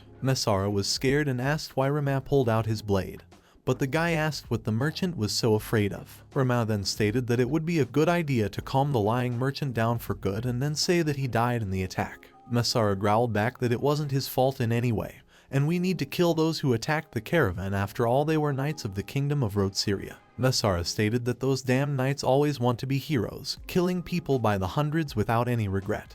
But in reality they are foolish servants of their kingdom. Rama asked Masara to answer who he really is. Masara stated that he is just a slave trader and has been trying to stop being a thief for a very long time. And then he promised that if Rama would have mercy on him, he would sell any slave to him at an undervalued price. This conversation bored Rama, and he demanded an immediate explanation of what was even going on here. But Masara called the lad a foolish novice adventurer who had meddled in matters he could not understand. Bolts assumed that Masara really knew a lot, and so it was necessary to get more information out of him by any means necessary. Sarah immediately offered her help if torture was involved and explained that she would be more than happy to deliver pain and suffering to this vile merchant.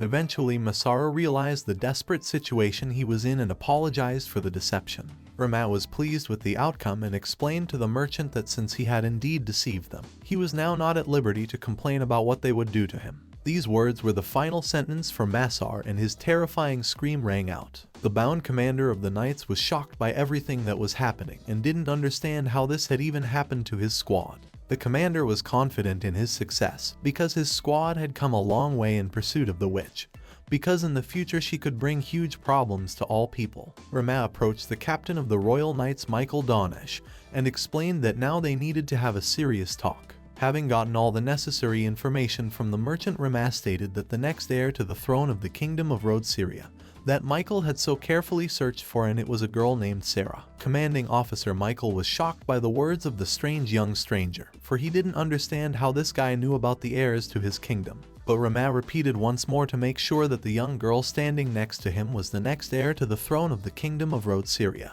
He looked at the girl and asked her to introduce herself. Sarah gave her first name, but the knight commander asked for the last name to be voiced. Michael then explained that no one can own the throne if they have an unknown lineage. Rama realized that he didn't think of this issue beforehand and the sisters can't use their real last name Malphist anymore. Rama ended up stating that this girl's last name is Mikashiba, and her full name is Sarah Mikashiba. Rama stated that he was her brother and was ready to answer for his words. Commander Michael was surprised and asked incredulously if Rama was really the girl's brother. Rama joked that at least he was definitely not her father. Michael eventually declared that he had lost this battle and asked to kill him immediately. But Rama replied that he had no reason to kill Commander Michael, at least for now. The brave knight asked why put off what was inevitable. But Leona advised Michael not to rush things and reminded him that he was the first to attack with his squad. Rama also explained to the knight that in any case he was not an enemy to the knights of the kingdom of Wortenia. Michael inquired as to whether Rama had not been sent here by the nobles, for why he was then involved in this battle. Rama replied that that was the whole point of this problem. The boy then asked the knight commander to answer his questions and promised to also tell whatever Michael wanted to hear afterward. The startled commander asked Rama why he grabbed him by the neck. But the guy explained that he shouldn't worry and it was his way of determining the truthfulness of his words. Rama asked Michael to stand still and explained that he didn't want to hurt him. After that, the guy called out to Rora and the girl was very quickly at his side. The angry girl said that she would ask the questions. Michael was surprised to see the twin girl and realized that there was no need to resist. Rora asked if all these people were really knights of the kingdom of Wortenia. Then the girl asked why Michael had organized the attack on the merchant caravan in the first place and if it was related to the struggle for the throne. Rora then asked if the attack had anything to do with protecting the princess. Rora then asked if she correctly understood that the knights of the kingdom were fighting the nobles who had sided with the queen. After all, apparently after the sudden death of the king, the first princess was to be the rightful heir. Rora also wondered if the nobles had really used the king's will as an argument to support the second princess. Rama sensed Michael's excitement and realized that it would be very difficult for him to answer all these questions. At the end of her questioning, Rora asked if she understood correctly that the person Michael wanted to kill was the second princess. From these words, the knight's excitement increased and he could no longer contain his emotions. Rama understood everything even without Michael's answers and said that now the problem was how the situation would develop further. Leona suggested that they were being used as bait,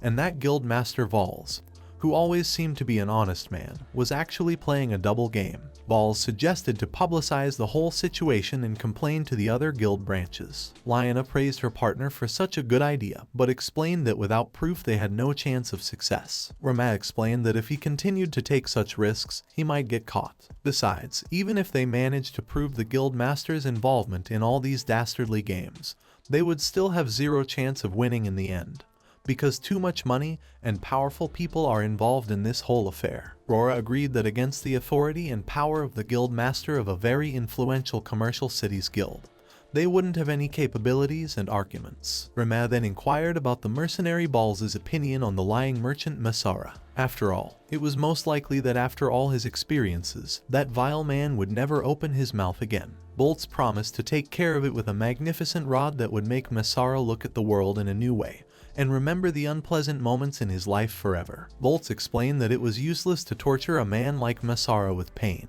but that such a sophisticated method of penetrating delicate places with a rod would make it possible to get him to talk very quickly. The slave sisters were delighted by this ingenious idea and decided to adopt it. Meanwhile, Michael fought over everything he had heard and shouted that he did not want to accept these words, and in any case the real heiress was the first princess, and Sarah was just a fake sent by the mean nobles. The commander of the knights was furious and continued to say that the only legitimate heir to the throne is Her Majesty Lady Lupis. Then Rama unexpectedly agreed with Michael's words, and this came as a real shock to the experienced knight. Rama explained that Sarah was actually the illegitimate child of the previous king and had no right to be a princess at all, and at the moment she is just his companion, though she has a good pedigree. Rora immediately intervened in the conversation and confirmed her master's words. Michael got angry and demanded no more nonsense from him, for he was already tired of lying. Rama asked the knight to calm down and explained that he really just wanted to compare the stories of the lying merchant Masar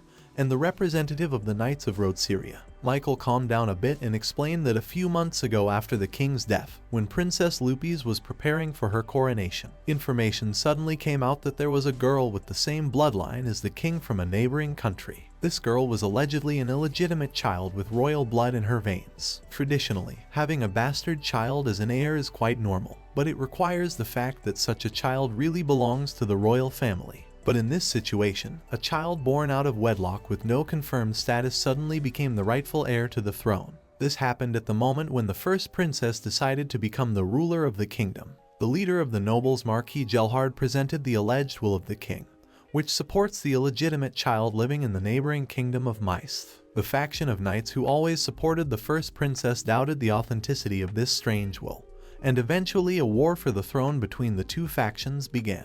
On the side of Princess Lupis were the knights, who were good only in battles, but did not understand anything about the internal affairs of the kingdom. Meanwhile, the nobleman faction enjoyed their advantage and quickly gained strength. As a result, while the knights faction was getting weaker, they received confidential information about people from the Mice kingdom coming to Wortenia through Marquis Gelhard's territory. As it turned out, it was an army assembled by nobles and an illegitimate child. And the main features of this child were silver hair, and this girl was in her teens. Rama asked, did he understand correctly that the knights of the kingdom planned an attack on this imposter girl? Michael confirmed this and explained that it was the only chance to get justice. Rama thought that it was certainly a very reckless plan, and even if it succeeded, it wouldn't solve any problems. Rama explained that most likely the knights were just tricked, and while they were chasing after the imaginary target, that illegitimate child could have already been transported to any safe place. Liana also agreed that the nobles had purposely spread false information to confuse the knights. Michael agreed after a bit of thought and admitted his mistake. Rame explained that in addition to bribing Guildmaster Valls to find the girl with silver hair, the nobles had also hired a low-ranking adventurer whose death would make no difference,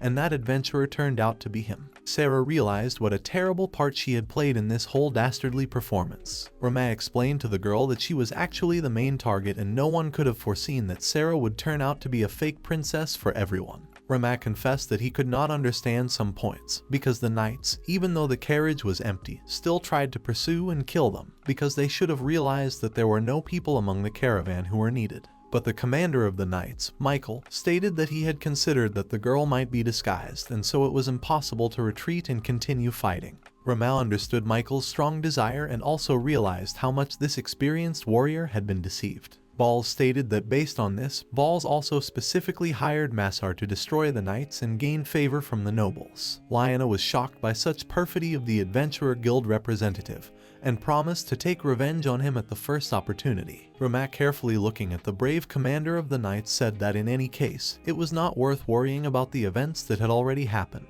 and then drew his short dagger. Michael, expecting the blow, was surprised when the rope in his arms snapped under the sharp steel. Rame explained that Michael had been tricked by the nobles and was now in a bad position. Rama then asked the knight if they could help each other in the future since they were in a similar position. A few days later, Rama and his friends, along with the remnants of the knights, found themselves in the capital of the kingdom of Wortenia and awaited an audience with Princess Lupis. The princess approached the guests and asked everyone to raise their heads so she could see faces and eyes. Lupis then informed Commander Michael that she had received a complaint from Meltina today, and it was too bad that such an experienced knight was unable to fulfill his mission. Rama dared to look into the princess' eyes and realized that her look did not promise anything good. The day before arriving in the capital of the kingdom of Wortenia, with the crowded conditions, a group of adventurers and the remnants of the knights decided to camp out in the forest for the night. Rama heard Michael's angry shouts and decided to find out what had happened. As it turned out, the commander of the knights quarreled with Lyona. The mercenary girl was indignant and asked Michael how he could even talk about honor after the sneaky ambush. Michael replied in his defense that he had no other choice and was acting in the best interest of the rightful princess. Rama realized that the mercenaries were only interested in profit, and the knights in morals and duty, so they could never reach an agreement. Wyana stated that all knights are just stupid soldiers and jocks who can only fight. Michael was outraged by such an insult and demanded an immediate explanation and apology. Rora watched this scandal with interest and asked for an explanation of what dumb jocks were. Rame explained to the girl that jocks are those people who think only with their muscles and do not rely on their modest intellect. Simply put, such people do things first and think later. You can also call such people those who do not think about their actions and are not afraid of anything. Therefore, it could be bad or good. Rora was satisfied with the explanation and realized, in case one can do as one wishes. Rora asked her sister what she would do if she had to be a slave forever. Sarah reminded her that they had already discussed the issue and didn't need to revisit it so often. Rora stated that she would offer all her strength to save her sister and she didn't care who she had to kill for it. Princess Lupis was very unhappy with the missing mission that had been assigned to the experienced Commander Michael. Sarah tried to talk to Rama, but the guy asked the girl to immediately shut up because the princess was near them. Lupis then suddenly turned to Rama and asked what he thought about the situation. Rama replied that he thought the whole situation was very dangerous and that he would not be surprised at all at the moment, even if he was attacked. Rama had already realized that the princess was well aware of the details of the failed mission, and it's obvious that she's trying to kill another princess, and she doesn't want anyone to know about her plans, because it could affect her image. So Lupis may simply decide to destroy all witnesses so that this information doesn't spread anywhere. Rama then turned his attention to the knight's girlfriend and decided that this was most likely the same Meltina who had provided the information to the princess. Rama decided that it was a foolish act on the part of this knight girl. After all, when she reported the failure of the mission, she had badly framed Michael, who was sincerely loyal to Princess Lupis, and to pawn off a loyal subject when the fate of the country is at stake is either foolishness or a devious plan. Lupis meanwhile explained to Michael that his failure of the mission had cost the lives of many knights who had sacrificed themselves to save the kingdom.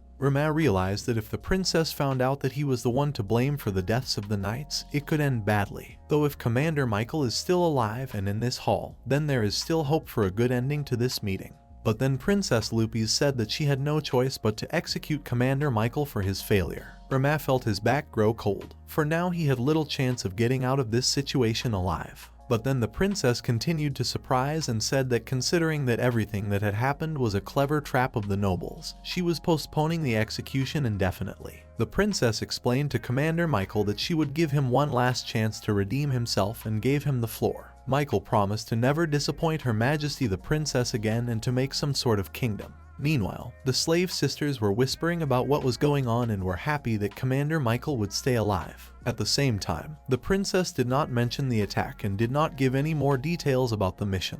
Looking at the situation from a different angle, Lupis found an advantage for herself and decided to shift all the blame for the deaths of many knights to the dastardly trap of the nobles. Rama was pleased with the decision the princess chose. Rama realized that now this girl really had high intelligence and foresight. The princess then turned to Sarah and asked her to stand up. Lupis asked her to explain if Sarah was indeed not the daughter of King False II of Rhodesia. Sarah stated that she was indeed not related to the royal family of that state. Sarah then explained that her last name is actually Malphist and the girl next to her is her sister Rora. The princess hesitated when she heard the girl's last name and it was obvious that she was interested.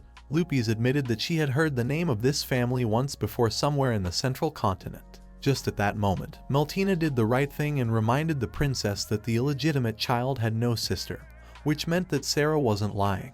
Princess Lupis did notice that the two girls were twins and so it was no longer possible to accuse them of some kind of lie. Lupis then explained that she would like to find out more information about Sarah and Rora, and suggested that they continue this conversation at another time. And in the meantime, the guests could enjoy the hospitality of the capital of the Kingdom of Rhodesia. As evening fell, Rama met with Princess Lupis again and asked what the magnificent vase on the table was. The princess explained that this valuable item could be considered an apology for the inconvenience caused to Rama and his friends. After all, unfortunately now there are divisions within the country, and many methods may seem too harsh. Rama thanked for the valuable item and explained that he had a proposal for Commander Michael to join their army. Princess Lupis explained that she needed time to think about her decision. Rama inquired that perhaps he should leave now so as not to get in the way. But the princess reminded him that she had said no such thing and that she didn't mind talking for a while longer. Rama then apologized for his frankness and explained that in his opinion the current situation left no chance of victory for Princess Lupis. Meltina's loyal subject reacted instantly and promised to chop the arrogant fellow in half. A few seconds later, the sharp blade of the blade was at Remus' neck. Meltina snarled. How dare a commoner like Rama even dare to say such a thing to the princess's face? After all, he should be grateful just for being allowed to be in this place and sitting on a chair next to the princess. But at that moment Lupis asked the girl knight to calm down and take the sword away from the guest's neck. The princess explained to Meltina that it would be up to her to decide whether this guy should live or not. After the girl knight put her sword away in the right, Lupis began to smile again and asked Rama to repeat her words. Rama explained that he and his friends would be able to greatly strengthen the princess army if she allowed him to join.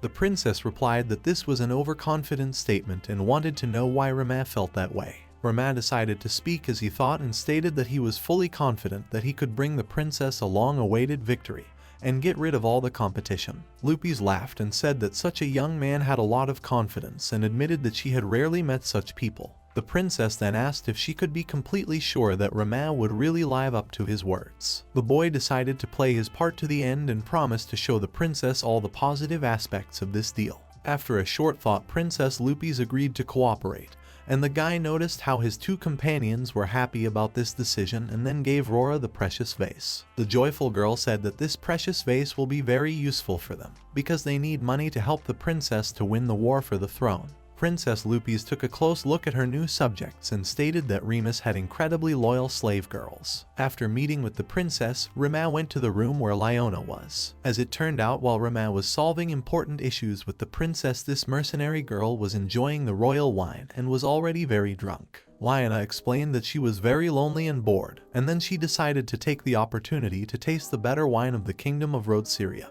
because she had never had such a chance before. Boltz explained that in fact Liona was really looking forward to Remus. But at that moment, Liona ordered Balls to immediately shut up and not tell too much. Rama laughed at this scene and thanked the girl, but Liona was already too drunk and couldn't control her emotions and started crying.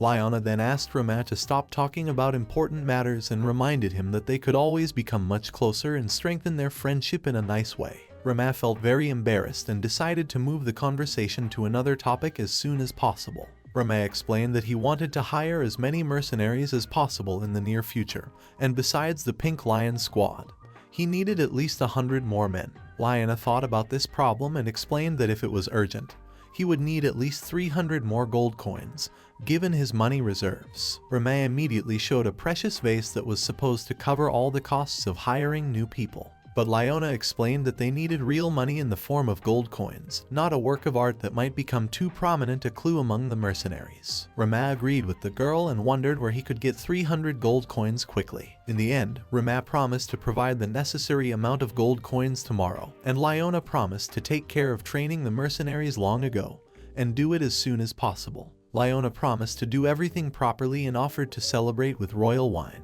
Meanwhile, in the imperial capital of Wortenia, a meeting was taking place between Sato and a very influential person. As a result of this meeting, this man declared that tomorrow he would depart, for it was time to finally decide the fate of the kingdom of Wortenia.